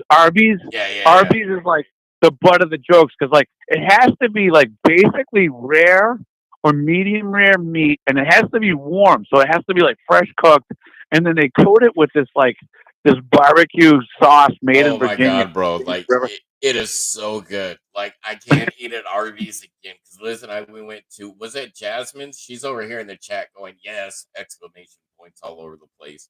Then she says Yeah. Jasmine's. I think that's the name of it up there in New Hampshire. This place called Jasmine's. Like, dude, their Okay. roast beef sandwiches are like I will drive an hour and a half away from home to go get one of their roast beef sandwiches. You know. So they should open some closer to Worcester because it is like undeniably good. I think it does take. It's the thing about it is that you have to sell a lot of them for it to make sense. Well, like because you have to be going through it to stay pink. Like it can't. You can't reheat it the next day. Like so like Doc is coming to Massachusetts for my birthday at the end or at the beginning of April, end of March. Right, I will take him to one of these roast beef places so he can know exactly what we were talking about. Because, like, bro, you see a sign that says restaurant that says we sell roast beef, like, you need to pull the fuck over and go in there and order you a roast beef sandwich right then because you've got to try that next level place, you know? So real quick, how often do you guys go back to Newburyport?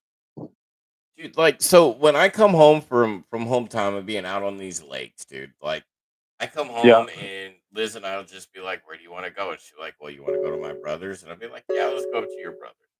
You know, so we'll drive up there, and that's on the way. So, yeah. There's a place in Newburyport that I think is like the reigning champ. And I'm not saying this because I'm biased, because they're not from Newburyport, but they just opened up like a place called the Modern Butchery. And if you guys like look on Instagram, and they only serve roast beef sandwiches one day a week, and they just like kill it, and they sell it. Like you kind of have to show up early, and they just make them. You might have to wait like a while to get it, but it's like the best. God. I haven't done it. I haven't done it yet, but because like I don't know, just bad timing.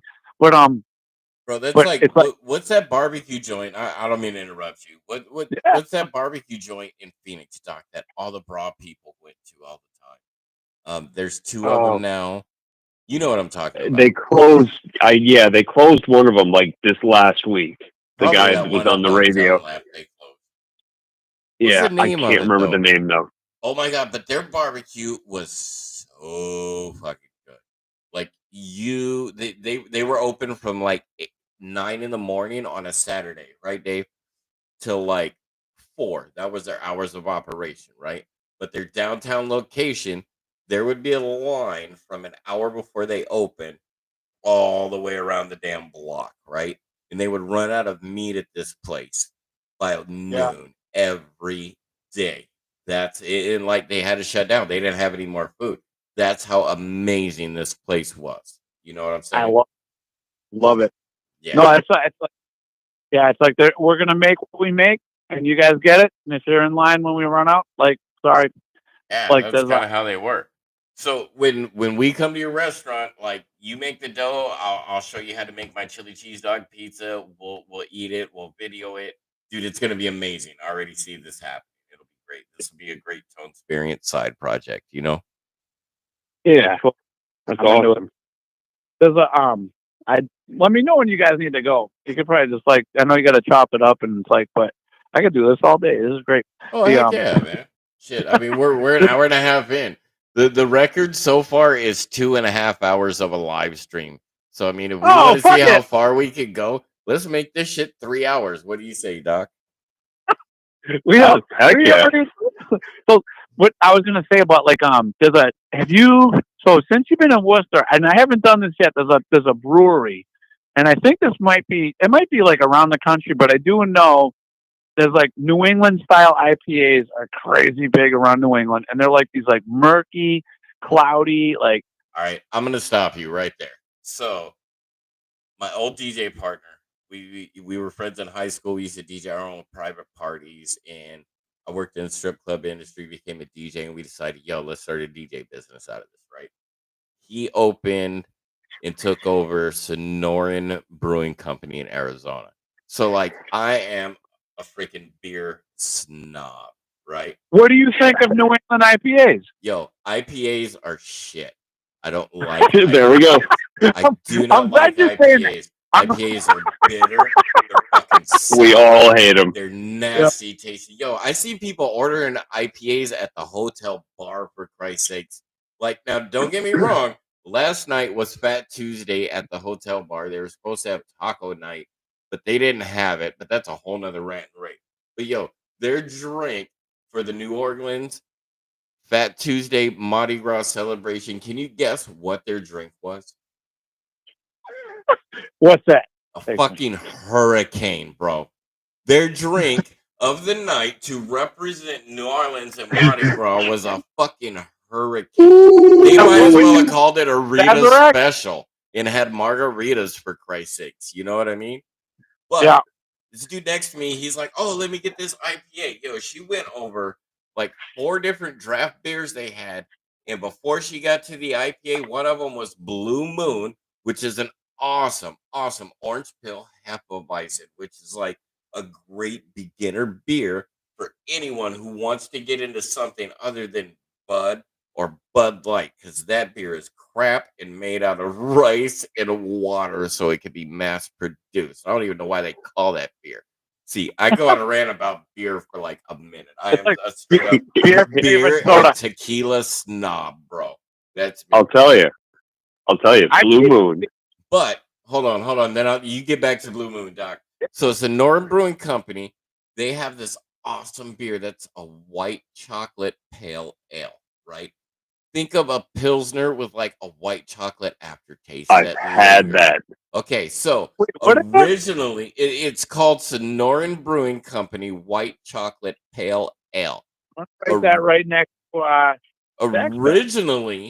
originally it was called Two-Tone Pale Stout after me. Like, how awesome is that? But when my buddy, who also married my ex-wife's sister, so we don't talk no more, it's what it is, right? Anyway, dude, I got a long history of like a whole bunch of stuff, so I could go on for hours. Yeah. Anyway, so when he sold the brewing when you company, break up, you kind of lose the family too. Oh, isn't that crazy? Like, dude, and I lost my boy that I went to high school with, where we threw our own parties where there's people having sex in his mom's swimming pool and we're DJing, cutting it up. His dad's smoking a big old fat cigar in the corner. God bless his soul, because he died doing what he loved. And his mom is like walking around with appetizer. Anybody want a pig in a blanket? You know, these are our high school parties, bro. Like, legit. That's how we lived it up in high school and a little bit after. But when I worked in managed strip clubs, so you can just imagine how crazy it got at that point. But anyway, regardless, not for nothing, as Liz would always say. Like, do you guys not say not for nothing in Arizona? Hell no, dude. I never heard not for nothing until Liz said it. So like every time she said it, she'd be like, you know, not for nothing. I'd be like, oh my God, this is either going to be inspirational as fuck, or it's going to be like an oh shit moment. Because that's what not for nothing is, you know? Not for nothing, Mom fell out the car today, kid. You know? I have no idea what it even means, but it says that. It's like, this is going to be like straight up segue into some fucked up shit that not for just nothing happened. Like, I'm either letting you have it, or I'm going to be like telling you like something that's going to like change your life. Right. Not for nothing, but like, yeah. Not for nothing. Like, I found God when I was in the woods fishing on this awesome trip, and this bear almost ate me. So not for nothing, but I'm alive. You know, that's where not for nothing goes. Yeah. All right, one of you two got to remind me about what I was originally talking about because I just went on a tone tangent. What's fucking IPAs? Oh, fuck IPAs, yo. So anyway, this beer was originally named after me. This is how conversations legit go with me in person, Dave. So trust me, if you're tripping out, you're gonna really trip out when we see you.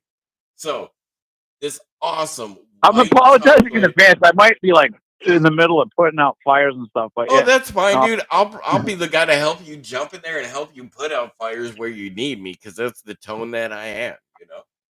But so not for nothing here.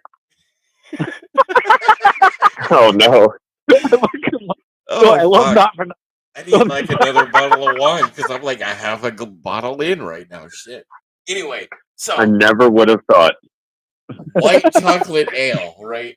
He sold his company, and his investors that bought his shit from him after 6 months of this beer being called Two-Tone Pale Stout were like, fuck that. We don't like the name. It doesn't market well. So they changed it to White Chocolate Pale Ale. But Arizona Brewing Company brews this out and pumps it out as Sonoran Brewing's beer as White Chocolate Pale Ale. That is the original Two-Tone Pale Stout. Boom. All right. I'm into it. Fuck IPAs. So the thing, I feel like people that get into IPAs, I can understand how it happens. It's like, so like the first time you ever ate like dandelion greens or something, and like somebody's mom cooks it, and you're trying to eat it, and you're like, like it's so gross. But then you're like, now as a grown up, I'm like, dude, these are fantastic dandelion greens, and it's like I don't mind the bitter. Hold on, like real quick, there's somebody in the chat here that's Jay Jackson. What up, Jay Jackson? Thanks for joining us. What's up, Jay Jackson? Yo, he says, "Oh, the Modern is at Old Jim's Mini Mart, and they have the best roast beef on Saturdays." Yes, no, it's 1 day a week. They only do it 1 day a week. But I have a feeling if you get the wrong day, their sandwiches are bomb anyway. So, like, if you go... And he says, hi, Dave. What's up, Jay? This is where we need Stacks in with us. See, Stacks is going to end up being our producer, so that way we could live stream this platform, other platforms. But, like, he could totally, like, moderate this chat for us and be like, yo, so-and-so says blah, blah, blah, blah, blah.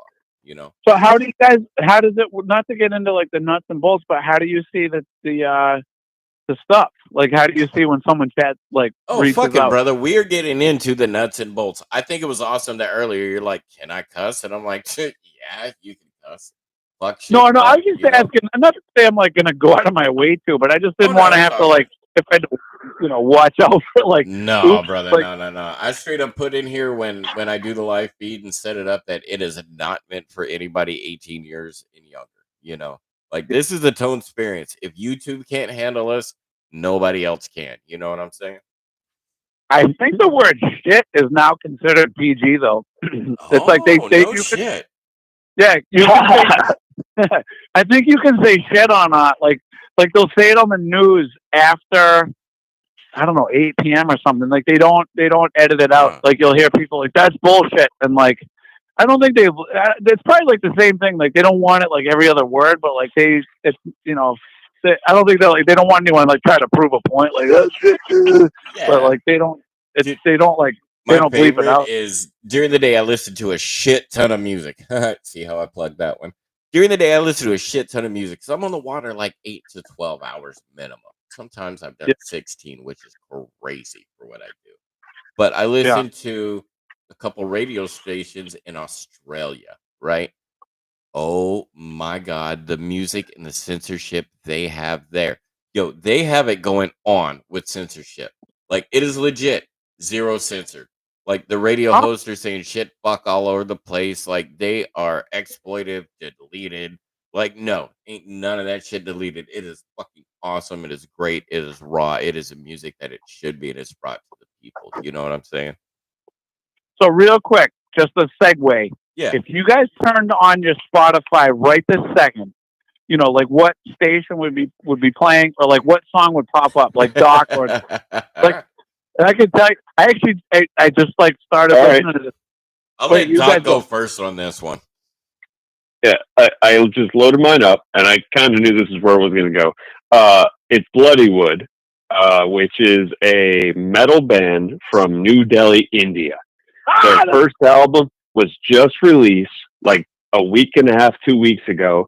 I've been following them for like 2 years now, watching their attempted rise, because they're street metal. They just played on their own, and they did YouTube covers. Now they're huge. Well, they're going to be huge. But this is one of the songs off their new album, which is Endurance. All their stuff is either motivational or I don't want to say political, but kind of. Fight back against this and all that kind of stuff. It's just their writing is amazing. Half the lyrics are in Hindi, half of them are English. So YouTube with subtitles. Really cool. That's like really cool. That's way cooler than what's popping up on mine. I just went and looked on them. Well, what's on your playlist when you open it up? So it's a band. It's like I don't know if it's a band, but it'll be like kind of like R&B. Nombe is what they're called. Nombe. And yeah, it's way less cool than that. Like I'm gonna listen to that the rest of the night. Absolutely. Less cool or cooler. Like music is just what it is. It's music. It's right. People. No, it but may make you feel differently than I feel. Like Doc is really huge into, and I might butcher the name here, so correct me if I do, Doc. Sabaton. Oh yeah, Sabaton is Doc pretty is much my favorite right now. Into Sabaton. Like I love their message. I can't get into it, man. I just can't vibe to it. And just like the shirt says, all right, so Doc, if you could describe Sabaton, I'm gonna write it down too. I'm writing down this like list. Sabaton. Okay. They're a power metal band from Sweden. Now, 90% of their stuff is in English. They do have versions that they do in Swedish of some of the songs too, but every one of their songs is based on historical events. Whether they're battles, wars, soldiers, officers, it's all true. They research the crap out of it, and they write these amazing power metal songs. And they actually have a YouTube channel called Sabaton History, where they have an actual historian that comes on and they talk in depth about what the song is about. And it's just phenomenal. My kid's into it now because he's big into war stuff, and so it's phenomenal. I mean, I always love the saying, all that I learned about war, I learned from Sabaton. That's cool. Dude, my kid, she got into Psycho Stick, bro. When she was like Lucas's age, like she was all about girl directions. Like Jesus. And she loved the beer song, but she hated the taste of beer. But she was all in the Psycho Stick at Lucas's age. It was great. Nice. So Tone, when you were saying you're not vibing with it, how would you describe it?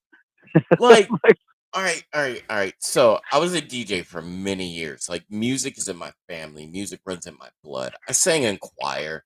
I sing for fun sometimes. Like I'm not concert good, but like, I'm okay. You know what I'm saying? But like, for me, I got to be able to feel the music. But when I feel this raw all the time, like hardcore, I get you. I got to be in the mood for it. And there's times where I'm in the mood for it. Don't get me wrong. But like, I have a set playlist that I have to start my day with from the morning I wake up to my alarm goes on. Ask Liz, since you're in the chat now, what's my morning alarm song? Let's see if she's going to bust that out in the chat. But I have a set playlist from the song that wakes me up in the morning all the way through to the time where I get off the water. Because me and that machine, we have to do a dance with the lake and with the wind and with the environment. So we keep vibing and moving. Mark Rubier, that's what Liz says. I wake up to Mark Rubier, his alarm clock waking up. Get out of bitch bedtime, go. Like it's a crazy intense song, but it helps me get up in the morning.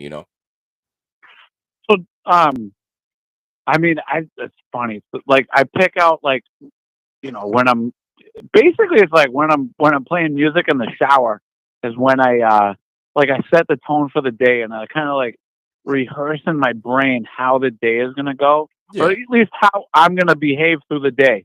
And it's like if I'm gonna do it, I'm just like, you know what? Get your state right. just be fucking cool. Like, just if you're you're irritable, like, just don't bring that out in the world. Like, that's not the effect. Get your mind right. No negative vibes brought to the world. I love it. Fuck yeah. And it's right. I basically do it in the shower. So I'll put like a little boombox on, and sometimes I got to be quiet because of people sleeping, so I can't be loud. And that'll actually, like, it's whatever. I mean, it's not like it'll fuck me up. Like I can't like get my mind right. But like, oh, the people in the hotel rooms next to me must hate me because I'm always playing some kind of weird music while I'm in the shower or in the fucking jacuzzi tub. Last night it was Nora Jones. The night before that it was Guar, dude. So, yeah, Guar. Fuck yeah, dude, Guar. Slave pit for life. You don't rock some Ailstorm with little boats in the hot tub? Dude, I keep Ailstorm for when I'm on the water, dude. Especially when I'm on Gretchen and I fly the pirate flag. Like, that's when Ailstorm is in my playlist. Right now, I can't put my flag on this machine that I named Jolene because she's kept me away from Liz for way too long. So she's like, Jolene, you know? So that's why I named this machine Jolene. But, like, I'll be coming home soon, baby. I'll be coming home soon. So, have you guys ever heard of the band Ramming Speed? No. And the only reason why I'm bringing it up is like the soft-spoken dude. He's a drummer, and it's like speed metal, but like he's part of the whole Guar entourage. Like, so he like I don't think he's a Guar band, but like he's I'm not like friends with him, but I'm friendly with him, and he's just this cool, like, nice, soft-spoken guy that just like loves like playing fast drums. Nice. And Dude, there's this cat on TikTok that I follow. He does like a tribute to Odorous Urungus from Guar. Like, he and I, we go back and forth on his videos, dude. Like, his shit is legit awesome. Like, I'm trying to get him to come in on a live stream, bro. Like, that's how, I mean, like, Doc told me a month and a half ago when I was discouraged and down about my job and what I was doing. I'm like, fuck, dude, I'm just down. He's like, bro, you got to keep the ToneSperience rolling, dude. Keep that shit moving. And that's the day when I'm like, fuck yeah. And I went to Aiken, Georgia and took pictures. And like, it was a legit awesome day, but I always got to remember to keep it rolling. So fuck it, dude. I asked him if he would join the ToneSperience and be on a live chat with me. Why not? You know, the worst thing he's going to do is say no. I want to go to work with you one time. Make it like an easy day that, like, yeah, the boom doesn't fucking tip over or whatever. But like, I wanted to, just like check it out, like, do something different for like a day and just see, because it sounds like you've like. All right. Well, how about this? See, because part of the ToneSperience, right, is bringing other artists and collaborators together and us helping each other out. That's kind of our model, right, of the ToneSperience, and bringing life experiences to people so they can see that there's something else in life out there other than I'm just sitting in my living room watching this tone dude on YouTube. You know what I'm saying? But like, you want to do that? How about this? I'll propose it right now. I'm gonna come cook in your kitchen, bring you the chili cheese dog pizza. You come to me with work one day. I'll teach you how to work my machine. So, dude, I love it. I'm gonna be I talked to my boss earlier about it. I'm gonna be at Newton Cemetery again. That was a project I was at last year, and I kicked the door on that project. Just straight Newton Cemetery. I have no idea where that is, but like, I'm assuming that I can walk Mass. there. It's like right outside of Boston, bro. So when I do that project, you come out, I'll film it. We'll throw together a nice little video of, I got you, dude. Let's do this. Yeah, I'm into it. Artist collaboration, because my job is kind of an art, dude. When I get out there, I got to see the water and feel the water and go, okay, I'm only going to be able to remove as much as the lake wants me to remove from her. You know what I'm saying? And I have to have the vision, and I got to like talk the customer into the vision that I have. Because they have a vision, I have a vision, and at the end of the day, it's going to be what the lake allows us to do. You know what I'm saying? Yeah. No, it's going to do what it wants to do. It's like there's probably, and it's like that's just like the ToneSperience, man. It's organic, it's ever flowing, it's growing. Like, we could try to force it, but it's only going to be forced so far. You know what I'm saying? Yeah. So when you're down, like, doing what you do, so the playlist, how often do you mix up your playlist? Bro, I've been listening to, and I can tell you exactly my Amazon playlist that I use throughout the day. And I just got that whole YouTube Pro subscription, so I don't hear commercials, which is great, right? Yeah. Yeah. So my Amazon playlist consists. It starts out with "Astronaut in the Ocean." You know that Yeah. song, right? No. Something about I feel like I'm rolling down in the deep. Anyway, so it goes from that, and there's like a whole bunch of other songs that are in it. It's like a 63 song playlist, right? I usually start out with that on the day once I'm on the water, right? Astronaut in the Ocean. On the way to Yeah. work, I listen to Mark Rebier all the way to work. Lately, it's been Mark Rebier and Harry Mack's "Move Your Body." Like, if you Okay. haven't heard Mark Rebier by now, Dave, oh my God, bro, I will text you some links to like the shit that I jam to. So Well, that whole unfortunately, stream with Harry Mack is like an hour and 20 minutes, right? yeah. All right. All So right, Liz, Mark I'll tell Ruffy. him my musical spirit animal in a second here. Let me finish my rant about Mark here. So it goes Yeah. from that to this jalapeno business stream.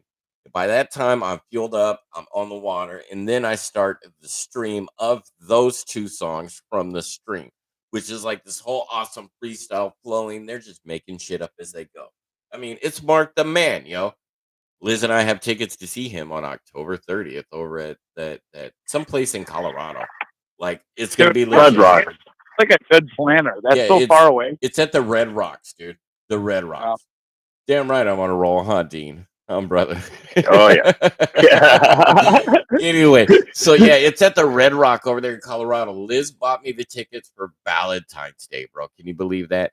And like, if you haven't seen Oh, pictures of the Red Rock Amphitheater in Colorado, no, look them up, because you look it up, you're gonna be like, what in the actual no, living that was fuck? so Like, cool. It's a beautiful place. bro, I have Yeah. a T-shirt designed for Mark Rebier that I'm gonna give him at the concert, and I could already see the vision, see where it's gonna go. And I'm gonna be right there up on stage taking pictures and documenting the entire thing, just like I did at Redman and Method Man, you know? Yeah. No, it's cool. I So I this is listened to a lot of Mark Rebier throughout the day. In the past few days, I've been listening to like this weird dubstep hardcore metal mix that is like yeah. legit awesome, dude. I'm just out there, I'll take my medication on the water while I'm working. Hint, hint. Yeah. And I just get in that awesome vibe flow. And me and Jolene, we've been out there dancing for the last 2 months, just great together.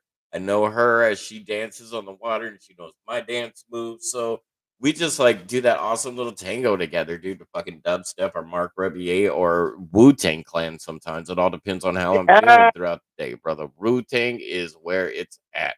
Wu Tang is for the children.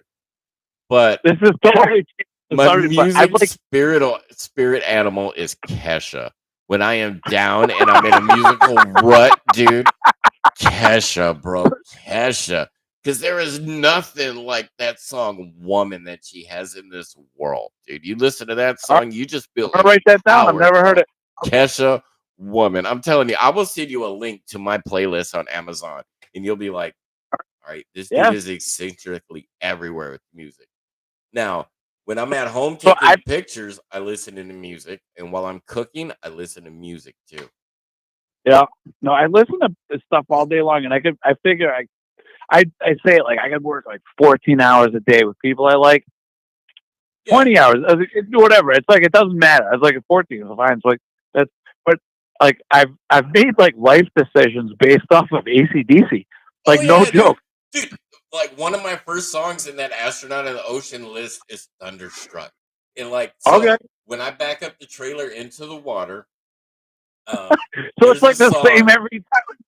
Sort of. When I back the trailer up into the water to dump my machine in the water, it's Albert King. Albert Okay, King. but jazz guy, the blues guy. Oh yeah, the blues guy. He's part of the Four Kings, dude. Like, there's only four kings in this world that you should listen to. And Albert King is definitely one of them, dude. Like, BB King learned from Who are the Albert other King. three? BB King. All right, you got BB King, Albert King, Freddie King. Elvis. No, I'm just kidding. No, there's another King. Albert, Freddie. Regardless, I'm on a tone tangent, so it doesn't really matter. But anyway, Freddie Mercury. No, he's a queen. Freddie Mercury. Why not? He's the king of queens. Oh my God! Never thought I'd have went there. But no, it's Albert King's. I feel like breaking up someone's home, like because I know the exact beats per minute per that song, and I know how long that song is by listening to it. So I know how long it takes me to back my trailer up and get my machine in the water from point A to point B. And I also count beats. I do finger tapping when I'm on the water and when I listen to music a lot. And what I learned when I'm doing this finger tapping, like I'm doing here in the YouTube, is I count beats per minute for the songs that I listen to. So I know how long it takes me to get from point A to point B on the water by beats per minute to whatever I'm listening to. You know what I mean? Like my mind, it like totally thinks way differently than most people's do, bro. I'm bipolar. I'm like schizoactive, and I have a little bit of CDO. That's OCD, but it has to be in alphabetical order. You know? So like you got to break that shit up. Oh like yeah, dude. the OCD. The only way to like break that is to break it. You got to bust it up, like because I have OCD for sure. Yeah. Things have to be perfect. Now I have an OCD with everything. You can ask Doc. I'm like the most organized, unorganized person you have ever met. But that actually just sounds like organized. Like if you're OCD, there's some people that like they get to work and they feel like if they don't like flip the light switch 3 times, their parents are gonna die. Like that's OCD. Like. And I've met people like that, and I try to tell them, I'm like, I'm OCD. I'm like, no, they look at me like, no, you're just organized. I'm like, I have like certain things that I have to do when I do other things. And that's just to remind me because I'm kind of flaky. Like I'll forget to do stuff if I don't do the thing. Dude, but like they were just like, no, that's kind of normal. It's just high functioning, you know? Oh yeah. For me, it's like an organized chaos, dude. There's so many things going on in my brain at once. But like when I fly home, like I can tell you how many steps it takes to get from Terminal D in Atlanta Airport over to the tram to get over to Terminal C and then back over to 26 terminal. You know what I mean? I can tell you how many steps that shit takes because of how much I travel. Like physical steps, walking steps. You know? Yeah, no, because like what I'll do is I count shit. Like if I'm like peeling carrots or taking steps, it's like, but I usually start with like 3 because that's 1 plus 2, and then I'll do like, and then 6, and then 10, and then 15, 21, 28, 36, 45, 55, 66, and it's basically like you're just adding on to it, but it basically breaks down. Like if I'm peeling carrots and I have to peel 1,000 carrots, it breaks it down into individual jobs. Oh, definitely. And to me, when you break it down individually like that, it's you're micro goaling things out because you've got this ginormous job to do. Yeah, yet if you just go, all right, I'm going to do 20 potatoes in the next 30 minutes or so. All right, cool. That's 20 potatoes. Cool. I'm a quarter of the way in. You know what I'm saying? You can micro goal it out. By the time you finish that big old giant goal, you're like, yeah, and it makes you feel great. You know, like I got to 55. Like it would be like holy shit, but like that's a lot of. If you add up like 1 plus 2 plus 3 plus 4, but like sometimes I just start at 10 because that's 1 plus 2 plus 3 plus 4. So it's like that extra equals 10. I don't even bother with the little numbers. I'm like, I'll just start with 10, and then I'll go to 21. You know what I mean? It's like boom, you know. But I realize other people do it, but like I have an override button, and so like I'll have like people that I work with that do this shit, and I can recognize it. And like, what's actually even more troubling is when somebody doesn't, like, they don't have a system in their head for how they do stuff. I'll be like, what is going on in your brain? If you're like, it's just like this weird free flying like thing. Like you don't have an organized system in your head for anything you're doing right now. See, like, you could totally ask Doc, bro. Like my organized system, if I told you while we're on a project trying to fix them, because Doc has done some handyman work with me, and we've done a lot of work around his place, right? But if I told you my system, you would look at me like I was insane and just go, "What the fuck are you talking about?" No. But then once we're in it, like you'd get it partway through, you'd be like, "Oh, okay, I see how this all fits together now." That like I can totally go along with other people. if somebody has like an OCD that I can recognize, I can go along with theirs as long as it makes sense. Like every now and then, somebody will like hold on to their rules like a little too long, Right. and then Right. they'll like fuck up my life, and I'll be like, wait a second, you made these rules. You're the one who made these rules. You made them so it's supposed to function better. Like you can change the fucking rules now. Like and I'll be like, so I have like what I call for myself like an override button, and I'm like, I'll be like, I'll actually say it out loud, and I'll be like, dude, like you made these rules up, you can change them. You made them up, you can change them. Like these are there to like keep your life from falling apart. They're gonna fall apart if you don't follow them. But like this rule doesn't work. Like change it now, or your life's gonna fall apart. And I'll be like, all right, you gotta, always change the rules. Life ever evolving and be able to evolve with the life that's given to you. You know what I'm saying? Yep. All right. So one of the things I said on my TikTok recently that I'm trying to remember, I think it was CJ that said it, but if you don't like those cards that are falling in front of you, that are being dealt to you, take that damn deck and shuffle it.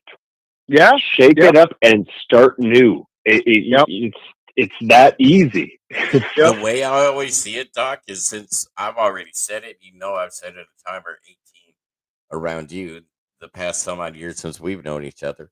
Like, I've always got a card up my sleeve, bro. I am the master of my own destiny. I'm going to rock life as much as I can. You know what I'm saying? That's what I was telling you. A couple of years ago, I told you, I'm like, bro, you can do it. Just freaking do it. And it took you about, 6 months and the pandemic. And then you're like, no, I'm going to do it. And you took off and you've been running with it like a boss. Right. So a little bit of my history, Dave, since like you and I, we just pretty much met. You know what I'm saying? A little bit of my history is, so 2 years ago, I quit the job that I had where I was doing lake treatments in Arizona for the company I work for now. Right. Because I was diagnosed with kind of like what I thought I was going to die in a sense. Right. Short story short. Yeah. The other side to that is, and I mean, it was before that, but that just fueled it more, is that I was addicted to fentanyl pills, right? So I was probably snorting about 50 pills a day, right? Like those little blue pills that kill people, like one. Yeah, man. I was going to say, like, what's the deal with fentanyl? And it's like, we don't need to dwell on it. Like, but like, I feel like it's got such a reputation. This is totally changing the subject, but like I actually think we should start making every drug legal so we can like monitor how much people take. Because it would be we could totally be like Oregon. Like they're like class 1 scheduled drugs are legal in Oregon. Like you get caught with some cocaine or some heroin in your pocket, you're getting a $50 fine, dude. Like that's all you're getting, and some information to a rehab center. That's what America needs right there. And I don't normally get political, but drugs are cool as long as it's in moderation. Get out there, enjoy your life. That's the hard part.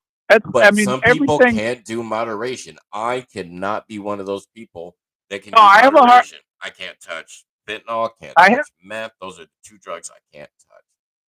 I have a hard time with moderation myself, and it's like, we all do. Like, I mean, since we've been on the phone, I've probably had like a bottle and a half of wine, and that's it's like I'm like about 3/4 of the way in on this bottle that I got. This awesome Tonedingo Freeman wine from Josh Wineries.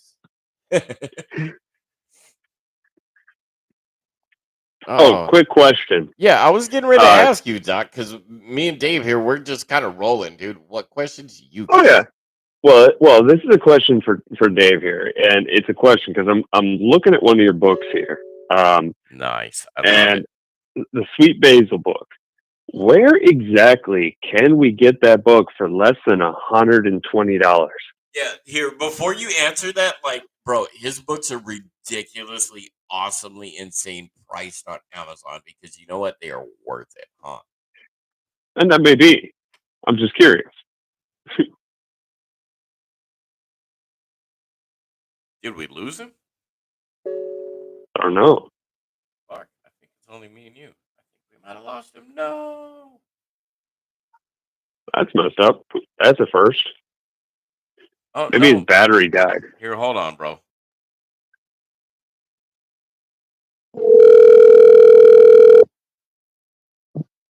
Hey, Hey,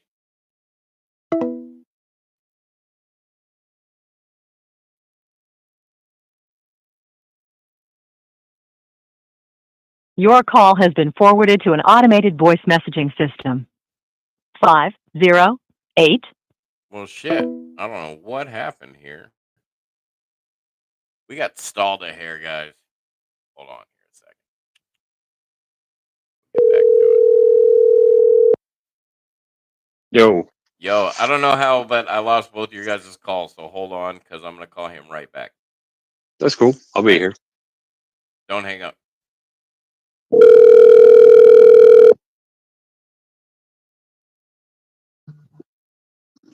Hey. All right, here, hold on. I'm going to try to swap it back over again. All right, can both y'all hear me now? Yeah. Yep. All right, I don't know how the hell that happened, but it seemed like we were going somewhere good, and I'm just like, I'm on by myself. What happened here? Yeah. Oh well, technology, gotta love it, right? Where were we? I was gonna so like I'll bring it back to something like more wholesome. It would be like if I remember going to like a wedding recently, and it was like there was some dude that had a whole bunch of like cookies, and he knew exactly how much like weed he put in each cookie, and he was going around to everybody and telling them how much it was. He ate it, and I remember eating it, and I ate a half. He's like, eat a half of one. I'm like, the fuck is that? A half a cookie? It's a delicious cookie. You eat the whole thing, and Right. then like, and then you know what I mean. And then before you know it, the whole, the wedding was great. It was like the food was probably dog shit, but I'm like, this food is amazing. Like this broccoli is so like, I can't even believe it. Like I kind of want to drink the water they cooked it. You're like, It's oh so, my god, hot dog water, I love you. yeah, Pour me some into yeah, my so glass. good. Just fucking ladle it right into a teacup. Like, oh, Right. and then all of a sudden, like the old people started telling stories, and I'm like, these jokes are so fucking funny. I'm like, I love it. And like the story, I'm like the punchline. I don't even know what he said, but that guy was a riot.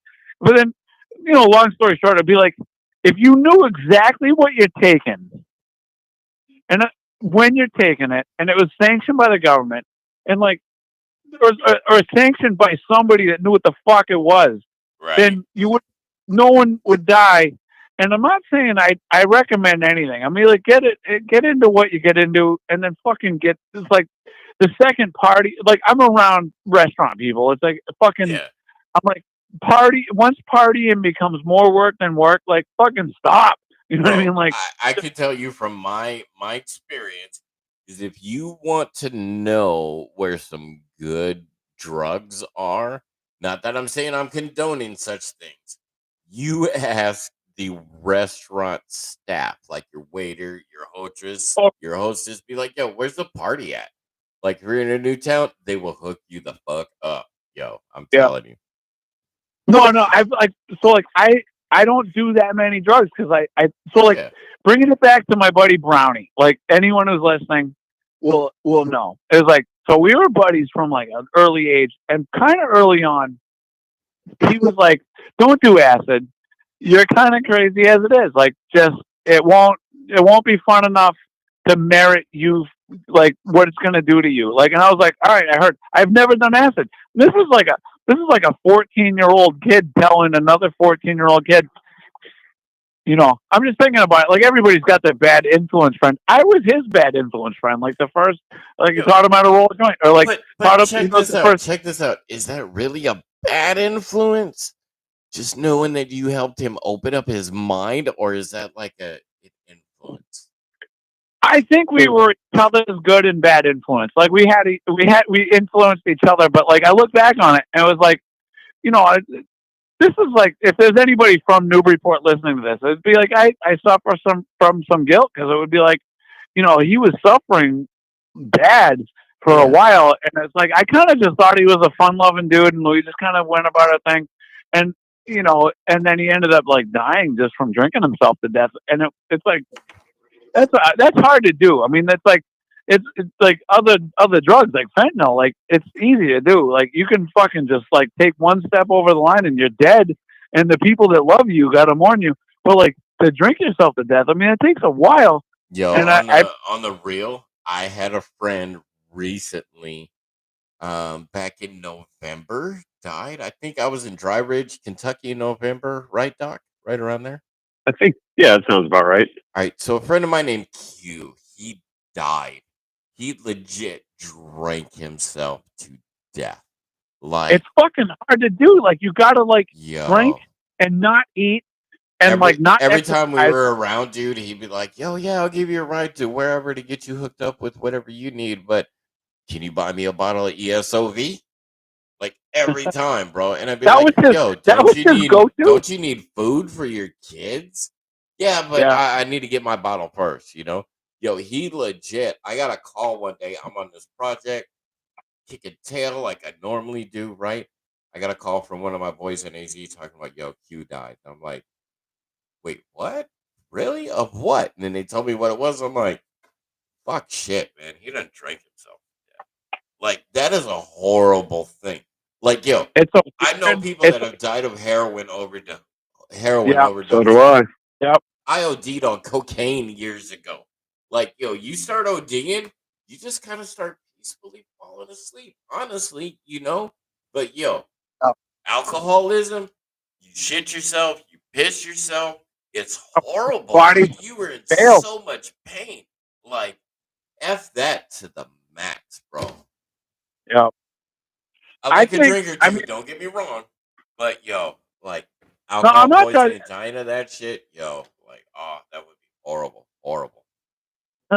Let's get back to a more positive tone, huh? Yeah, speaking of tone, dude. Like literally, figuratively, like, but it's like, see, this is where it all ends up going, dude. We could talk from one subject to the other, and then we're 2 hours, 16 minutes, and 9, 10, 11, 12, 13, 14, I remember you told me it would be like 10 minutes. In. Like, yeah, dude, what are we going to talk about? 10 minutes, or we could go 3 hours, dude. Fuck it. You know, that's how the ToneSperience rolls. We keep it rolling. It just depends on the conversation. Right. And this is a great combo, dude. This is awesome. We're getting to know each other. We're just hanging out, you know? Yeah. Yep.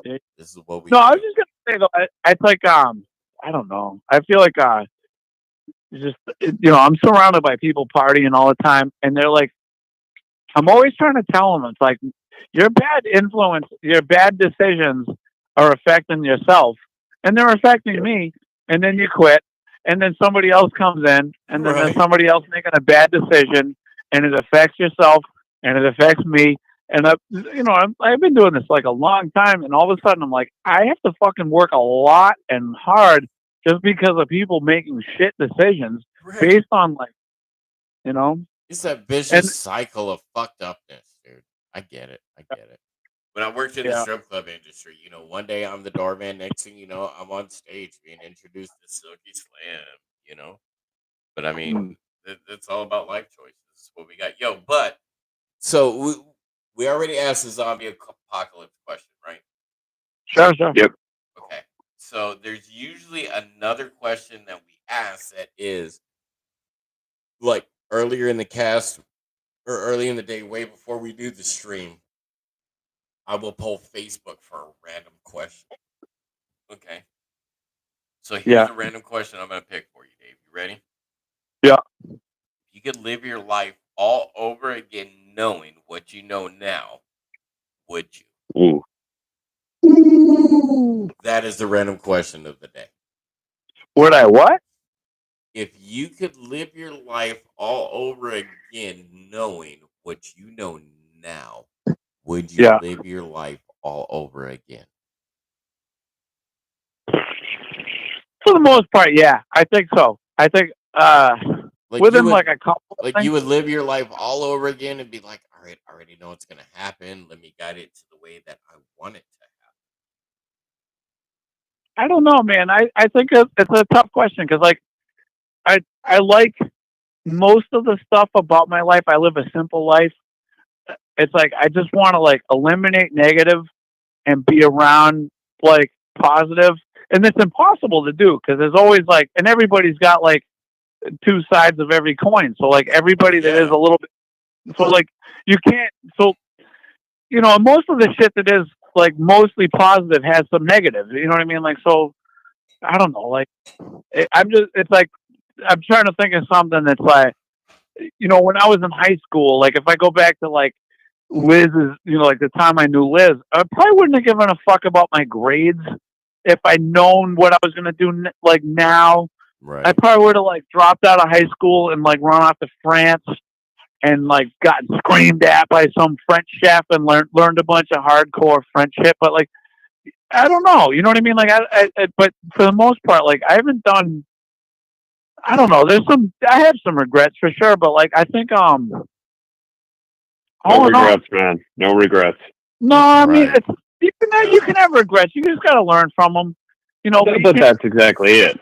You can't be fucking beating yourself up over them. But like, you know, there's times I wish I was a better person. Even now, I'm like, why the fuck did I say that? Like, why did I say that? And I should have said the other thing. And it's like, you know, and I don't beat myself up over it. But like, ultimately, I'm like, I don't know. I'm assuming we're all kind of the same age, but like, I feel like we're kind of like, if we were living in the 1300s, we would all be dead by now. Like we'd be right. We'd have been dead years ago if we lived in the 1300s. Yeah. Like I'll be 44 at the end of March. Yeah, so, we'd be gnawing on fucking overcooked mutton with our wisdom teeth, right. And then die. But like, I don't know. It's like I think you know, I look back on like, I wish I was nicer to my parents when I was a teenager, like that type of shit. You know, it's like my mother was like I'd say this to anybody. I'd say this to like everybody in my family. Like my mother was a depressed mess, and she was a really thoughtful person. But like probably from the age of like 8, like my age when I was 8 years old, she was just a fucking depressed mess. Like never left the house. She was like a shut-in, and she just smoked butts all day. She like smoked herself to death. That's what she didn't drink. She didn't do any drugs. She died when she was 65. Suddenly, and it was actually like a really, I don't want to get all deep on you guys, but like, oh no, get deep, bro. That's where we end up going. Yeah, that's our wheelhouse. We go deep if we want to.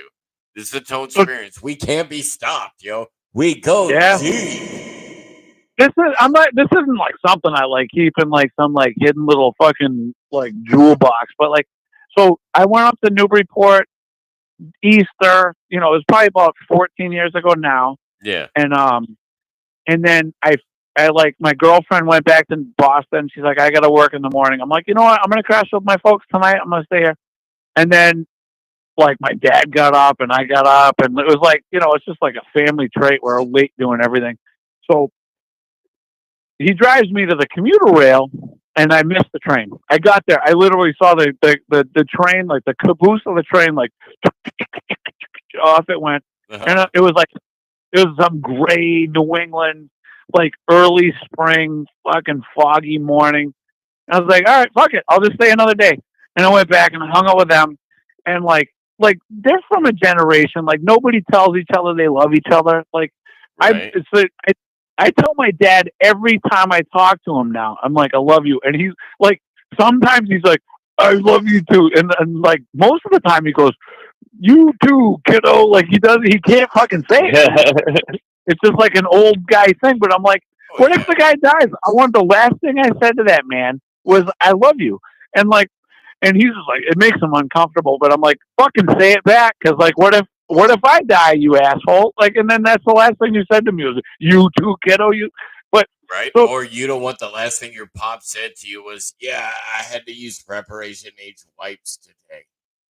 Yeah, totally, or something. Yeah, totally. Right? Like, what a fucking speedy oil change, like some nonsensical, stupid shit. It would be like, no, he's old, and I'm getting old. It'll be like, yeah. So, but anyway, so like my mother, like my parents were just kind of like hippies. Like they didn't do much. Like they just kind of fucking hung out and like. Yo, real quick. Like, I'm sorry. Hold that thought. I do this one a lot. Yeah. We got Emily McCamey from Martinez, California. She's sitting here in the chats right now. Like, yeah. She's an awesome chick. She's the one who is in the we call it the Emma Corn. So like the thumbnail for this cast before the stream started was like a unicorn sitting on like a platform, all ripply water like with it. That's her Whoa. in a unicorn onesie with a unicorn mask on, and me taking the picture of her in the desert botanical garden. So she's in the chat right now. So what's up from Martinez, California? M, love you, girl. She said my dad was like that too. He gets so weird when I say I love him. Yep. My dad totally freaks out when I'm like, Dad, love you too, and he's like, Yep. I got you, son. But anyway, go ahead, Dave. Sorry to interrupt you, brother. Martina, tell him, be like, tell me you love me, because you do. Like, just say it. Like, just be like, let's make it normal, because like, it's not. It's kind of crazy. Like, it's an old person fucking way to be. Like, that's a generational thing, and I don't know why they do that, but like, so anyways, like, I started work, like, getting back to what we're talking about, like literally 4 hours ago. You're right. Actually, 2 hours and 24 minutes ago. We were 5 minutes away from the right, record. 2 hours ago, like we were about 20 minutes into it. Right. Like I started working and I loved it, and it was just cool. I felt good at something for the first time in my life. I felt like, you know, it's like I was kind of I don't know, as a bad student, I just felt like everybody just was thinking I was like hyperactive and stupid. And all of a sudden I show up to work and they're like glad to see me, and it was cool. So like, here I am, and I'm doing my thing. And then meanwhile, like, my mother told, I missed the train. I see the train driving off, and my dad's like, oh, whatever. And we drive back, we drive the car back to my parents' house. We're hanging out. I brew another pot of coffee, and we're hanging out. And meanwhile, I'm like cracking them up, and I'm telling them stories, and they're telling me stories, and we're just talking about shit. I go in the shower. I take a shower. I come out. There's an ambulance out in front of my house. And it's like Snuffy, the cop, is there. Like, Liz will know Snuffy. I think he doesn't go by Snuffy anymore, but he was there. And like, they're trying to figure out how to get my mom out of the house. This is a little tiny Newburyport house, and they can't get the fucking gurney in there. But her legs would get. And she wouldn't go to the hospital for fucking anything. She wouldn't go to the doctor, because the first thing they would say is like, why don't you quit smoking butts? And she's like, well, I smoke like 2 packs of Merits a day. I go up to New Hampshire and get them, come back. And, but so we drive over to Anna Jake's hospital. And like, but so like before that, she asked me, she's like, Dave, why do you work so hard? Is there something we did? Did we do something wrong? And I was like, no. And I basically told her she was a good mother. I was like, you were great. Like, the stuff you did right and the stuff you did wrong, like, you know, I'm still like, there's shit wrong with me. I'm working on it. You know, like, everybody's working on their stuff, but like, I'm working on it now as we speak. Like, you were great. You guys were great. Like, I don't know. Like, they were cool. Like, they're cooler than they should have been.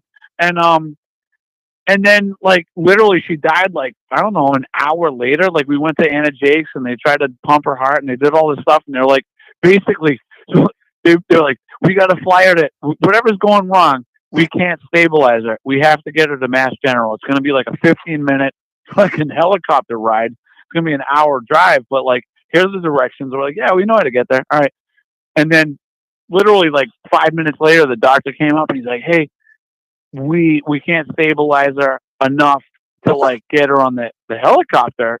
We're just going to call it. And it was like, you know, in the movies where like, we're losing her, beep, beep, beep. It was like none of that. It was like, all the guy did was like take his gloves off. He fucking thanked the nurses and all the doctors around. He's like, yeah, thanks a lot, you guys. And then left. And then like, all of a sudden someone's like, comes up to me. Is like, is there anyone we should call? And I was like, it's over? Like, it's not like the movie. Because I was sitting in the room when all this shit is happening. And they were like, and I've never seen my dad sad. Like, he's a goofy dude. I've seen him pissed off and I've seen him goofy. Other than that, I've never seen him sad. He was just like distraught. And all he did was ask. So she had a braid that went down like past her knees. She was just like a hippie lady that like, it just like braided, went down past her knees. He just took a fucking pair of scissors, cut her braid off to keep it. And then he's like, can I be alone with her for a while? And I was like, yeah. And it was so surreal. I was just like, so it was fucked for sure. But the thing is that like, I've been at peace for this whole, like, ever since she died, just simply because like we didn't have any unfinished business. I told her she was a great mom. I was like, everything you did like made me who I am now, and I'm pretty happy with it. Like there's certain things that are wrong, but fuck it. Like I'm pretty cool with it. And like so whenever I have like I don't know, I'm gonna say like young employees that work for me or people that work for me, I'm like, you know what, if you have beef with your parents, like either make peace with them, and if you can't make peace with them, make peace with yourself over it. Yep. Because like it's gonna haunt you if they die. If you're 40, I was 32 when she died, so like I'm, like if you're young when they die, like you're haunted by that for a while. It'll come back and it'll be like late creepy nights, and you fucking all of a sudden are like, I wish I did this. So like, I don't know, Martina. Like, I think you should tell your dad like you love him and make sure he tells you back. Like, I don't know. Definitely. And if you definitely. And keep in mind, like I'm 46 now, and I just realized like my daughter looks at me like I'm some sort of wizard that knows stuff. I'm like, I'm clueless. I'm thinking, dude, like, I can't tell you how my daughter looks at me. She's up in Alaska, like living her own fucking real life. Like, I don't know how she looks at me, and you know what? I don't care because I know she loves me. And like spending time with her and just talking to her and helping her get through whatever she's getting through. Like, yeah, she knows I'm legit. I'm legit too. You and I are both quite fortunate with our children. That's for sure. We totally are. Dude. I mean, we my son tells me he loves me every morning, every night, and whenever I drop him off at school or whatever it is, every single time, provoked. That's great. That's so cool. It's amazing. And and he'll be 17 next month. Kids are awesome. Like, Dave, do you got any kids? I got a daughter. She's 3, and right. I tell her I love her all the time. You got, right? Yeah, that's it. All right, so I have one. She'll be 21 at the end of this August. Doc, but Luke, your boy is like what, 16 now, right? Yeah, he'll be 17 April 4th. Okay. So we all have one child, right? If you had another child, or you found out tomorrow, hey, I'm pregnant, you get to choose a name. It's a girl. What would that girl's name be? Dave. If I had a girl, what would her name be? Yeah. If you found out tomorrow your old lady's pregnant and you're having a girl, she's like, babe, I love you so much. I want you to choose our daughter's name. I'm gonna no matter say like what it is, I love you. I'm in it. It's the name you pick. What name? I'm gonna pick an old. I'm a big fan. I realize it's like trendy, but I'm like a big fan of like the old lady names, man. I love like Adelaide, fucking Persephone, Penelope. Like those, they have cute. Mildred. They have cute names. Mildred. Yeah, Mildred. Like Mildred, dude, you can be a little 5-year-old girl named Mildred. She's still gonna be that 90-something-year-old angry ass woman yelling at the kids, "Get the fuck off my lawn, you little bastards!" You little son of a bitch. And she lives in an apartment complex. There's no lawn. There's no kids. So like like a little baby boy named Stanley or Russell. Like what the fuck? Well, my son's name was my ex-wife's idea, and I went nuts. I was so happy because my actual last name is the same last name as a Hall of Fame hockey player. So what does my ex-wife do? She says, why don't we name him that? And I'm like, oh my God, you want to name the kid after a Hall of Fame hockey NHL player? Oh my God. I like it. Dude, Stanley, by the way, Dave, is Liz's brother's name. I'm just saying. Yeah, no, I know. Right? Dude, that dude is awesome, dude. Like the day I met him, he was like legit, dude. We were just on each other's shit. It was great, dude. It was great.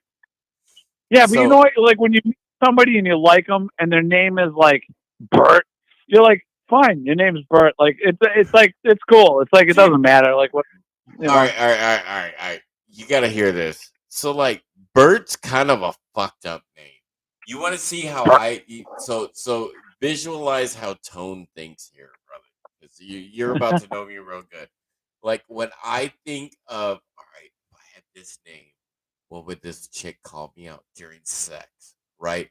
Think about it. You're having like the most awesomest lovemaking session in your life with this woman, and she goes, Bert. Oh my God, Bert. Like, bro. Yeah. No. Yeah, good point. Like, how humiliating would that be, dude? Like, I couldn't be named Bert. But see, if I had another kid, and I can't have another kid because I had a vasectomy, like, after, 3 years after my daughter was born. I'm like, fuck it, don't want no more. This is it, right? If I had another kid and she was going to be a girl, right? Her name would either be Paprika or Schmuck Lulu. Schmuck Lulu? Fuck yeah, dude. Like, can you imagine that, dude? Writing your name on a Starbucks cup, Schmuck Lulu, your order's ready, Schmuck Lulu. Maybe Shatheed. Yeah. Because, Shatheed, you spell it out, it's literally shithead, but you got Shatheed. Wait, so Doc, you didn't say what yours would be? Yeah. Mine would be Elizabeth. Mine would be Elizabeth, and we knew that when she was pregnant. That's a proper. Dude, that is proper AF, yo. Proper AF. It was my maternal grandmother. It was her name, my Nana. And I mean, it can be Elizabeth, it can be Liz, it can be Beth, it can be all these different things, and it's just a beautiful name. And so my ex-wife and I more names than it's got the most nicknames of any nickname. It's like, So here's what I call my Lizbeth. I call her Smiles because, just the way she smiles, it's just awesome. You know, she is. Smiles. Oh, that's sweet. That's that. So yeah. I mean, speaking of which, go ahead. My daughter's name is Beatrix, which is like an old lady name, and I was pushing for Beatrice, and I was like, and Jessie, so my girlfriend was like, you can't. Let's give her the X. If we're gonna give her an old lady name, let's give her the X. And I was like, all right, that's cool. That is the most awesomest name ever. You know why? What? Kill Bill. Beatrix Kiddo. Yeah, Beatrix Kiddo. That's right. That's full. Yep. Yeah. Fucking samurai sword. So her name's Beatrix Becker, and there's another Beatrix Becker out there in the world, and she's like a professional cellist or something. It's cool. It's a proper name. It rolls off the tongue. And she's she's correcting people.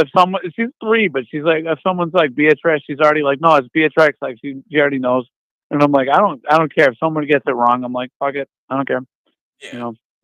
Dude. Okay, so we've been on for 2 hours and 36 minutes. We broke the record, which is awesome. So nice.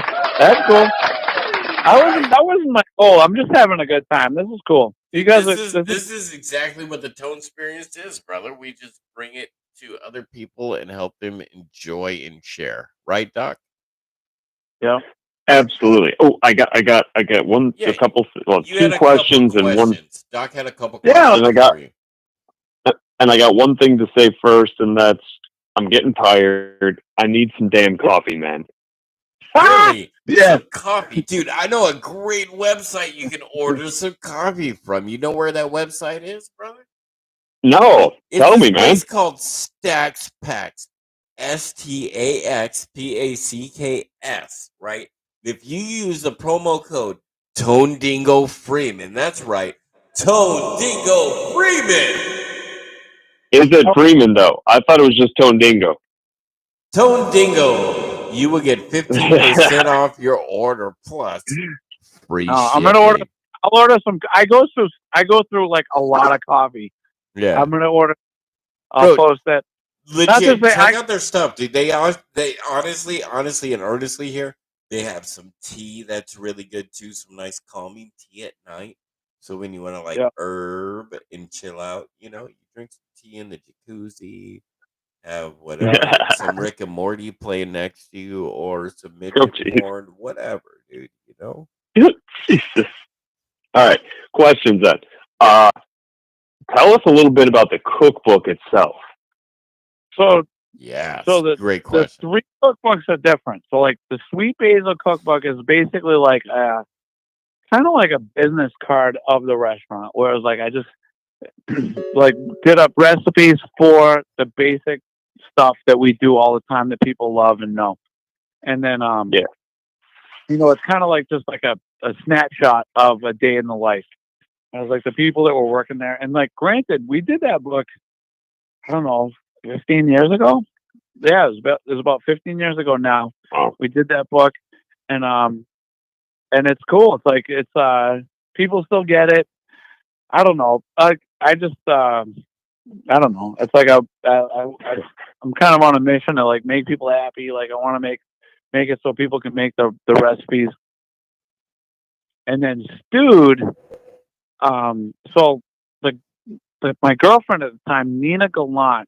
So if you Google her, Nina Gallant photography, she's like badass. Yeah. Her shit is like unreal still. Oh yeah, dude. I've And already Googled that. Like Liz oh, threw me did on you? her tip. Oh, dude, trust me. When so like you and I we spoke like a week ago of when Yeah. Liz and I were in this awesome fueled moment of hanging out with this girl that we named that we know. Anyway, like she started like throwing me onto you on the Johnny before we even had Johnny on the show.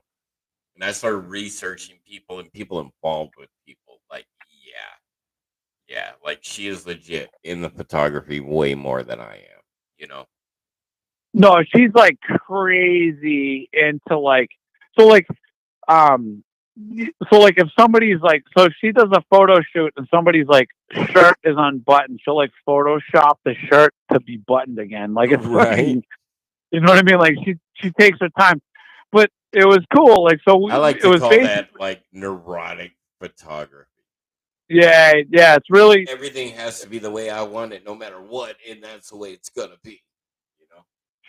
well. In all fairness to her, she would take a bunch of photos a bunch of different ways, sort of how she wanted it, and she'd figure out which way it was.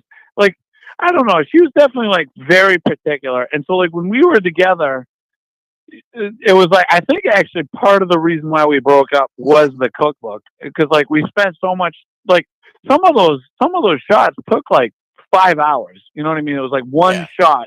Yeah. It was not spontaneous. It was like the oxtail shot. I'll get you guys copies of these books. It was like the oxtail shot was like a whole fucking cowtail peeled, and then we just took like an antique cleaver and fucking whacked it in half, and then took out these little knobs of like that's what when you cook oxtail, that's like what it looks like. Oh But it was yeah. like to get a tail, that took a while, and then to take the picture of it, that took a while, and then there were some that were like these stupid pictures that like so you know, I wish you had the book in front of you so I could like describe it. But it'd be like the green minestrone. It was like basically a ship in a bottle of green vegetables, and we fucking built it with like long tweezers, like standing the shit up, and that literally took like 4 hours. And Right. like, and I'm fine with that. I was fine. I was like indulgent, but then on top of that is that like as a couple, we would be hanging out and then like we would be working, and then like on our days off, we'd be like, "What are you gonna do on your day off?" Be like, "I don't know. I'm gonna do this. I'm gonna do that." But we were like a couple, and I was like, "We're not gonna actually like spend any time off together as a couple and like go out to dinner." And it would be like, "We're not gonna fucking hang out like." I don't know. It would be like, what are you going to do on your day off? Oh, I'm going to go do this and this because we were spending so much time and it was stress and we had deadlines and all this other bullshit. And so by the time we were done with the book, it was like this level of like exhaustion where it was like I just didn't even want to be around it. But like even still, I look at her photography now and I'm like, that's fucking badass. Like she did a beer ad for Leffa, like that type Nice. of beer from talking about beer. I had a point I was going to make about beer, and it was like so like. If you eat mustard, the first time you eat spicy mustard or wasabi in sushi, it fucking burns your nose and it burns your eyes. But then after you've had it a few times, it's like a little just doesn't do it anymore. You gotta actually eat more than that. And I think that's the same thing with hops, with IPAs. Like it's like a little bitter doesn't do it, and then all of a sudden like a triple IPA is like See, sums it up. like So I'm like, now, I've never, ever, ever over these years since I've turned 21 have found an IPA I enjoy, bro. So, like, I'm all about like the dark brews, like a yeah, Guinness or like a Hefeweizen or even a nice red. Like you give me a nice fruity red, like a blood orange red amber. Oh my god, bro! Like that is that. Like orgasmic city right there. Done. Yep. Done. Yeah. All right. Anyway, I just brought that up. But so like that was the second book, and so like that was cool. It's like a photo book, and it was mostly just like one pot cooking. And I was mostly thinking, I'm like, it's like easy to do, and like let's nerd out and let's make some fucking cool pictures. Oh yeah. And so like, that was kind of that was like the motivation behind that that book. And then the latest one is Juniper, which is like this. It's kind of like a quasi Middle Eastern restaurant. It's in Wellesley, and it's like Tim Fischera, who's a Newburyport guy. So he's Jeff and Emily Fischera's little brother. He's a crazy good chef, and he came up with like a bunch of good recipes. And I was like, let's document them. And I took all the pictures for that.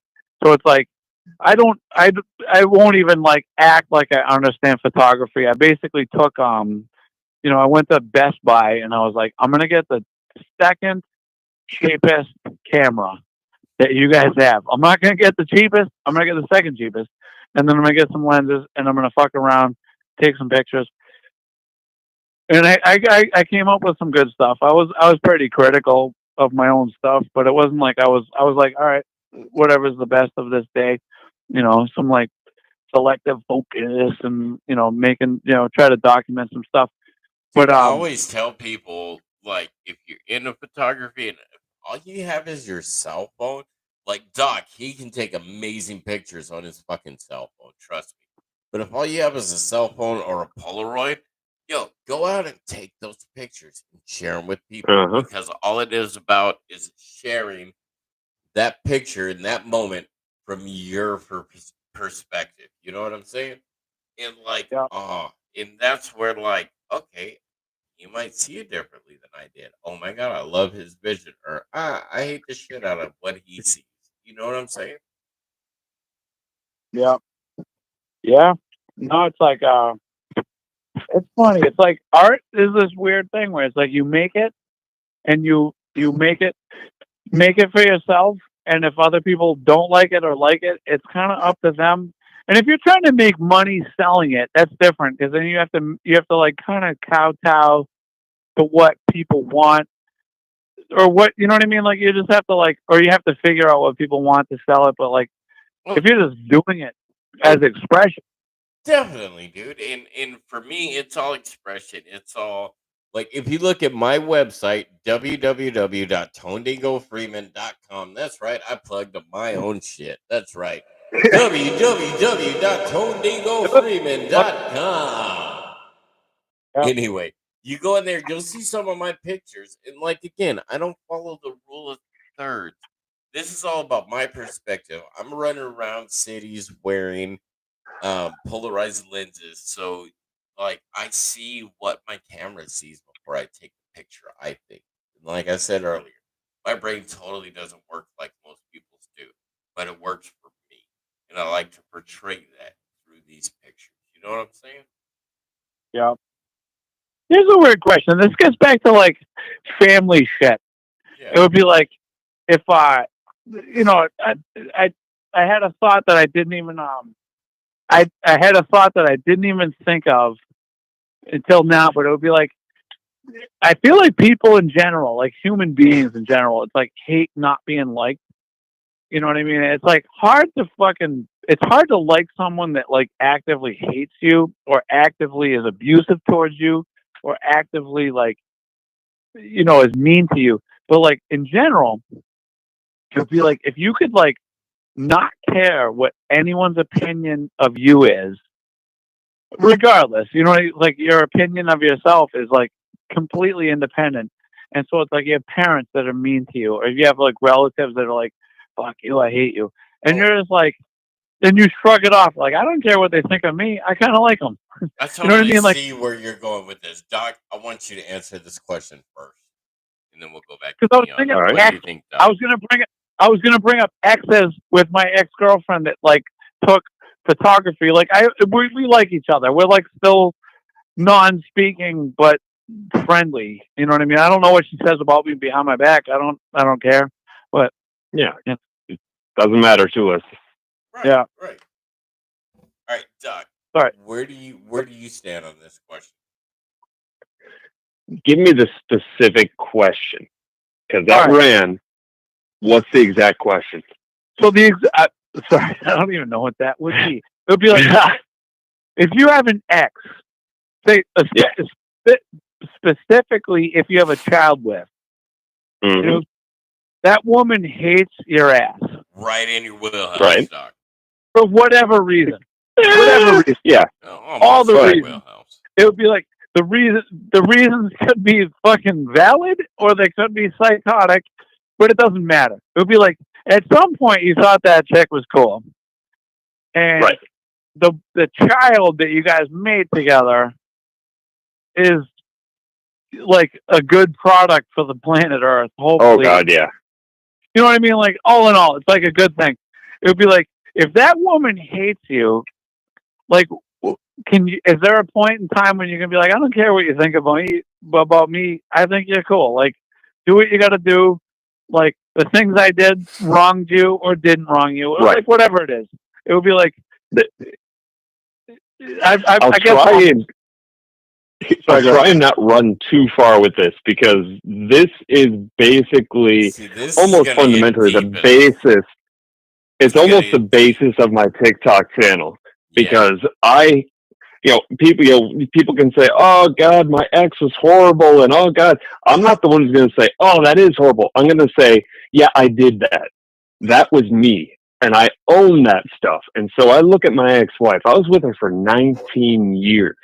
I'm 44, so that's a little less than half my life now. But from the age of 19 to roughly 38, I was with this woman, attached at the hip. Neither one of us went anywhere and did anything else. We were attached at the hip. But I was a horrible person for, probably 15 at least of those years. Just lying, manipulating, any number of things. And so when she finally walked away from me, it killed me. Lowest point in my life. Only time I've ever considered suicide. So I came out of that not hating that woman because I saw everything that I did. And so as time has now gone on and I've seen how she, acts with my kid and I couldn't have asked for a better mother for my child. So I actually compliment the crap out of that woman. Now I tried saying it to her, but you can't, change somebody else's mind if they're not wanting to, and so I'm a different person now than I was. I'm a completely different person than what I used to be. So I would love it if she understood that, but that's not my place.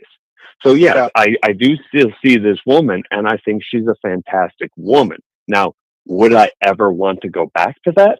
No, not at all. Because we are so totally different. I mean, granted, she's married to a woman now, but even besides that, it's just no. If we met each other right now, we would never become a couple. And so it was an age thing. She was 15, I was 19. What are you going to do? But I think you need to respect people for what they do, not necessarily their feelings towards you. Because we need to love ourselves and realize that what we're doing with our life is the best thing we can do. And whether they see it or not, doesn't matter. Yep. Dude, and that's what it's about, dude. It's about what. Life is all about what is the best we can do for now. Fuck tomorrow. Fuck yesterday. What can we do now that is the best? One starfish at a time. Let's just change the world. Even if it is one starfish at a time. Fuck it, Yeah. That's actually really cool. So like she's a great mom and she's like she's out there in the world doing cool shit and it's like what's actually kind of nuts is that like so if I don't know how old you are, Doc, but I'm 46, so it's like I'm 44, so we're close. We're in our mid 40s. So like when a lot of these like moral rules were made, it's like people didn't live as long as they do. Like we might like live. I probably won't live that long because I eat shit food and I don't take care of myself. But Dude, I it's fine. totally That's like hope I do not live till 80 years old. Fuck that shit. You know? yeah. No, my dad's 82 and he seems great with it. But I'm like I probably won't live to be 80. But like, and people our age could live to be 120 and have it be like not weird, and it would be like Right. if their spouses die when they're 90 and they have another 30 years to live, it's like whatever it is. Like it's like people change or they get into different shit, and it's like whatever you're doing, it would, like you kind of I don't know. People are harder on themselves for like the chapters of life. I don't know. I'm just saying it's like Dude, it's 100%. That all rolls back down to we are our own worst critics, yo. Uh You huh. know? Yep. And it's on us to make our lives the best it can be. I mean, people Yeah. love to complain about life doing this and life this and all this and my job and it. No, you have the power in your hands to change your life at any freaking minute and just start a new chapter. That's it. You can do it. Everybody Dude, can do it. that You was just like have to. one of the things I totally used to say to my kid every day from like freshman year until she went off to college. I was like, baby, Yep. how did you inspire someone else's day? Uh You huh. make their Yeah. day better. Every day we would talk about this shit when I picked her up from school, when I picked her up from church youth group. Hell, we still talk about to this day. How did you make a difference in someone else's life today? Yep. So it It would be really. like It really. Go ahead. no. I was gonna say like as far as business goes, like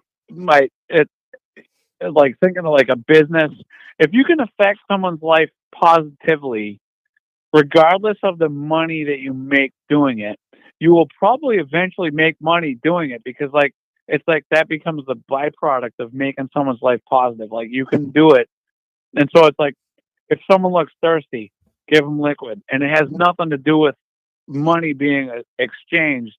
It's like you have just like improved someone's life, or like if I don't know, just like if you can wake up every morning, and I say this to people that work for me, like I shouldn't say we even work for me, like whatever.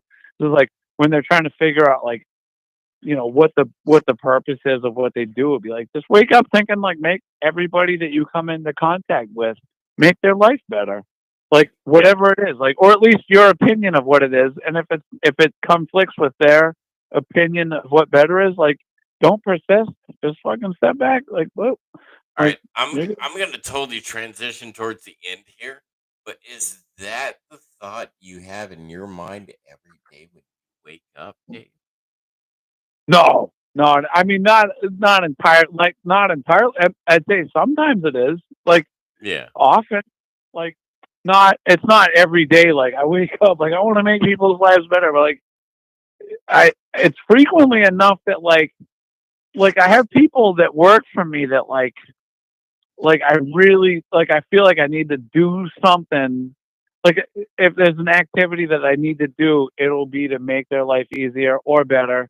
Or if Right. there's some dish, like I'll make it something stupid like food preparation. Like there's some dish that everybody hates making, but everybody that eats it loves it.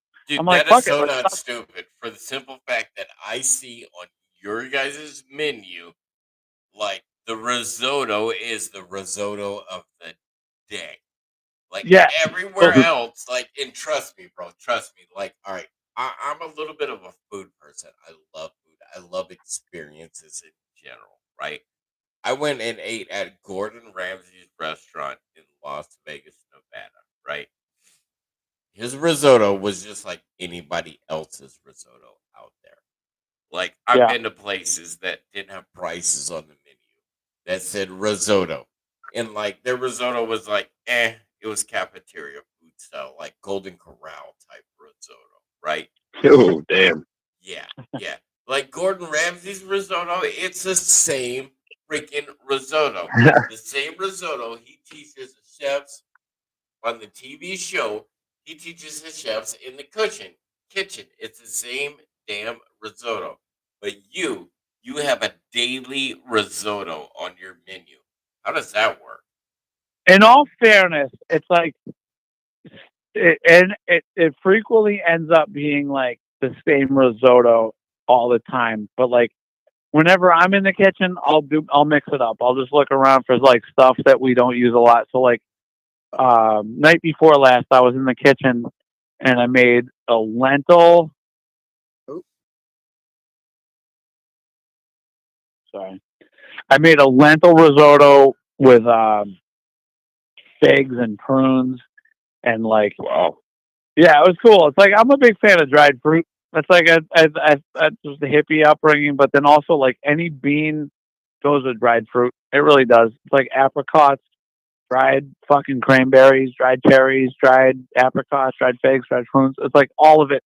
It's like, and for some reason, I'll make this like it's like a food point. Is that it's like if you want to make stuff taste expensive, add dried fruit to it. Like, Right. Right. I know it's dried really, cranberries like make the difference. Dude. yeah, You yeah, get yeah. like, oh my god, this is shit on a shingle with dried cranberries. It is so elegant. Oh. Yeah, no, it's like this is just like, yeah, no, it really does. I say it like no joke, like non-jokingly, it really does. It's like it really tastes Yeah, bro. I've been to every Waffle House from like Arizona all the way to the East Coast, so I know they try to do things a little bit differently, but every Waffle House is still the same. You know? yeah, but like you if you read about like fine wines, it'll be like, oh, it has an aftertaste of prunes and figs and Oh, apricot, no, cherries. And, no but shit, that, dude. Like this wine that I'm drinking tonight, that I've already killed this bottle of, is a bourbon barrel aged charred oak barrel wine, bro. Like, Jesus. yeah, that's a lot to be like, yo, I'm fucked up. Like, have some wine, drink the shit, have a good feeling, have a great experience. I'll be curious to hear how this podcast like unraveled over the course of the night. Because like, dude, we are 3 hours, 1 minute, and 11 seconds in right now, and you know what? Fuck it, I'm not even gonna edit this one, dude. I'm just gonna let it play in Jesus, its man. entirety, bro. Fuck that. No, we gotta edit No, it. No, you gotta edit that, man. I'm still working you on can the make it- other episode from the night before when we have Schneider on, bro. So, I can almost like analyzing this podcast like actual format from a distance. You guys have got to be able to mark some fucking gems. So it'd be like, all right, this point from this point is great. Like, you know what I mean? Like, Liz, oh yeah, you gotta got bookmarks. that's totally just what we do. Like, I need little like fluorescent post-it cards so I can go click the video here. You know, like a little bitty pink fluorescent card, and then like a green one that goes, all right, in the video here.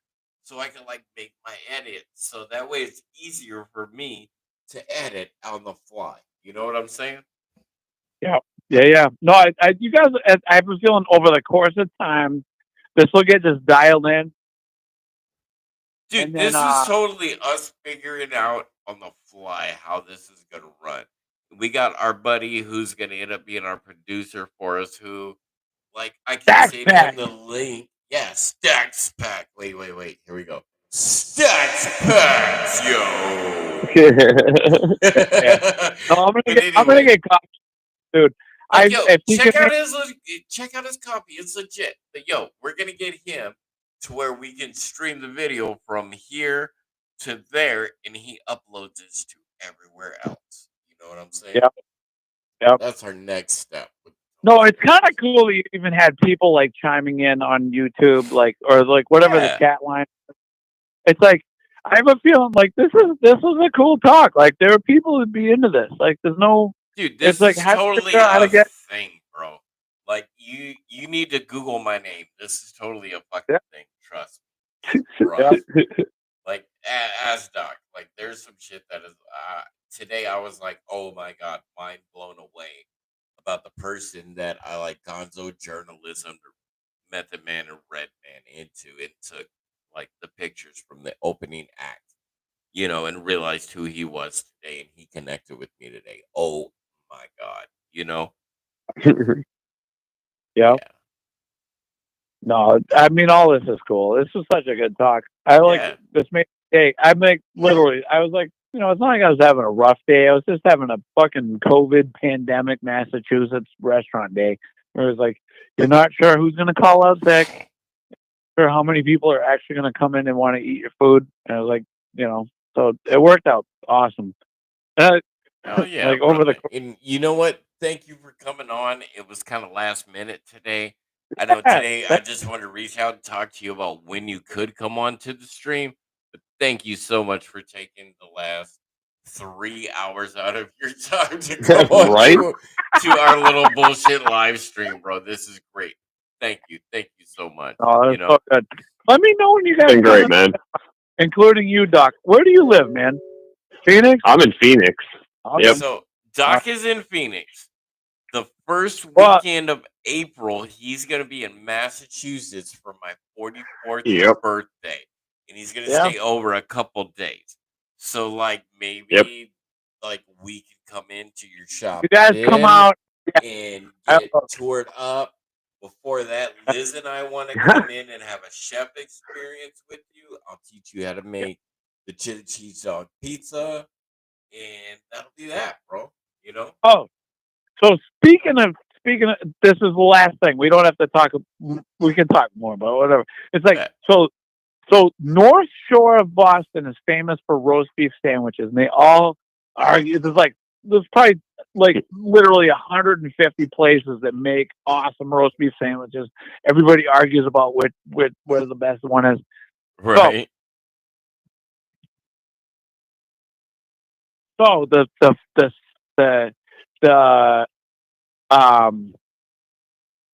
fucking South Shore of Boston is famous for bar pizza.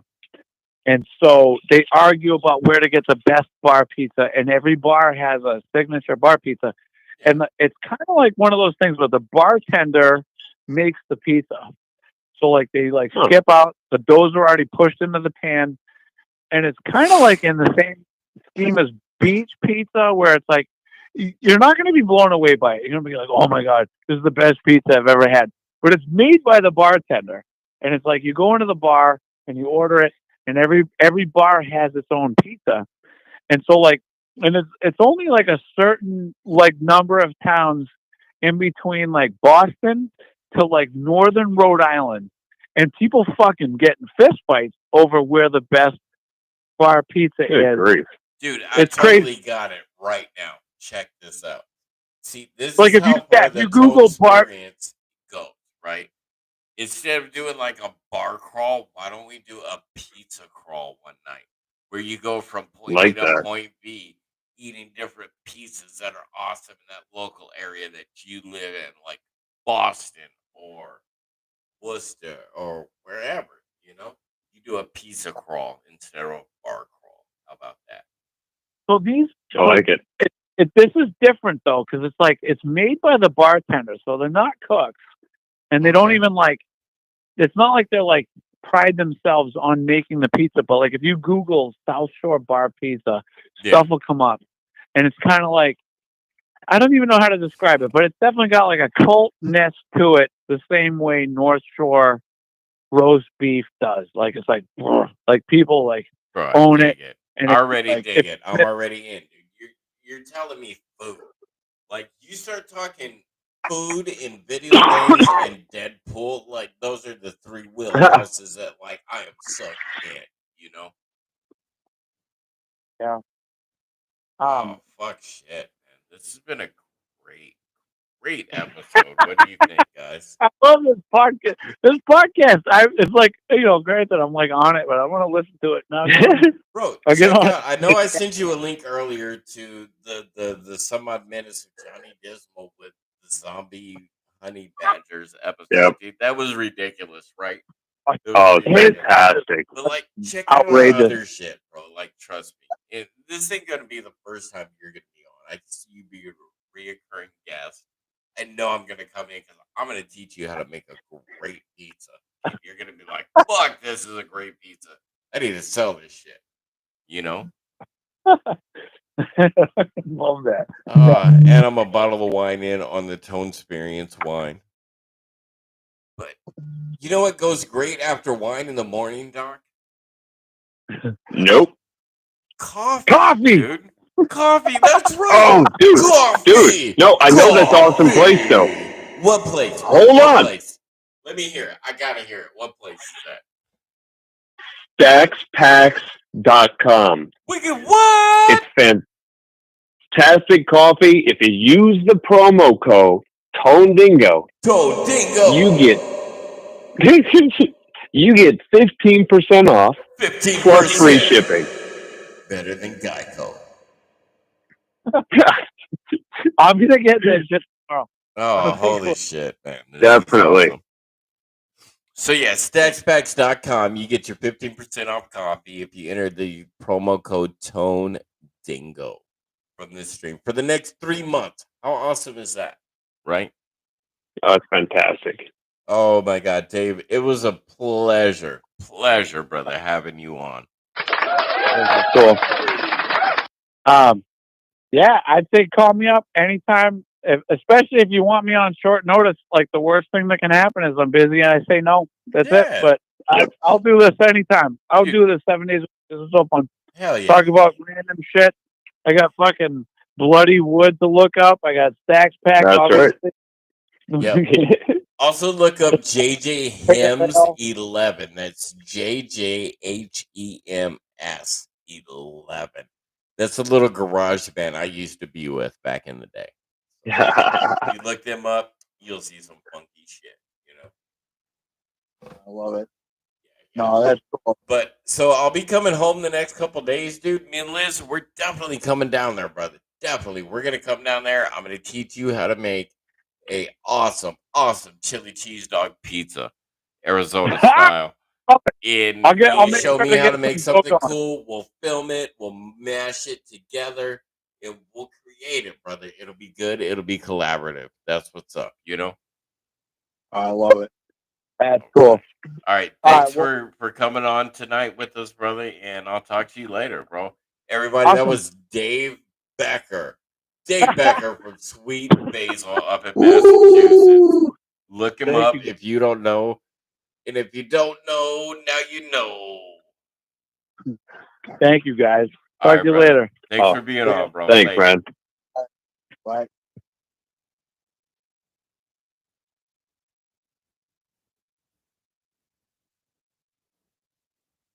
Silence.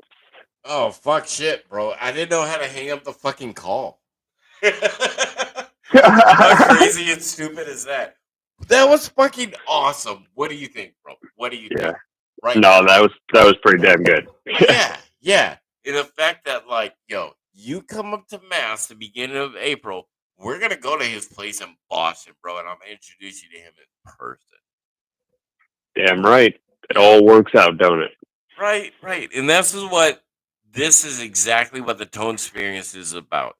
Everything coming together 360 degrees. I met Liz. Liz brought me together with Dave. I brought you together with Dave. Dude, bro, you need to check out his menu because his menu is ridiculous, bro. Ridiculous. You know. Nice. Dave Becker. Be prepared. Sweet Basil, Massachusetts. It is on. Dude, 3 hours and 12 minutes. That is the record right there. Yeah, it is. Watch, we're going to end up keeping somebody on for like 5 hours one day. Watch. Oh, Jesus. You'll hear somebody snoring in the back. It's like, shit, that's right. It'll probably be me, dude. Because, like, I'm fucking toasted right now, bro. Toasted. I believe it. Yeah, it's been a hot minute. But, dude, that was a great episode. Like, I got to give big ups to Dave Beckham there, you know? Definitely. Yeah, he came into it, obviously loved it, and it rolled so damn well. Bro, he came in strong. He came in hard. He came in with us. He flowed back and forth with us like that awesome chameleon of a person should be. You know? And, right? Like, it was live. It was legit. It was great. 3 hours and 13 minutes in, bro. record episode. Damn right. Number 5. Fuck yeah. Love it. Love it. All right, brother. Anything you want to add? I think we'll just recap this and call this one a night. What do you think? Yeah, that sounds good to me. I'm starving over here, haven't eaten, and I'm like, I don't want to eat while I'm on the thing because then you're just gonna hear me chewing, and that's just bad. I haven't eaten either, and I've had a whole fucking bottle of wine of this awesome Tonego Freeman wine right here. You know? Oh yeah. Yeah. Yep. Oh, I've had a great. I saw and I've heard. Oh, fuck! I need to get me something to eat, brother. But it's been a great night, dude. We have a great guest, and you know what? We got to give big ups to Liz, our chat person here, telling us what's up because she's the one who brought us this guest, dude. So big ups to Liz. That's right. You know, absolutely, making it happen, and who knows, dude? We're gonna be on here interviewing Mark Rebier one day. You know what's up? Yeah. Goals, man. Goals. That's the idea. Yeah. All right, brother. Well, good night. One love from Aiken, South Carolina to y'all. Yeah. And from Phoenix. Phoenix, Arizona in the hills. Wow. That was loud, man. That was ridiculous. Then again, it could be my phone, so who knows? All right, so have a tone groovy night, y'all. Good night. All right, guys.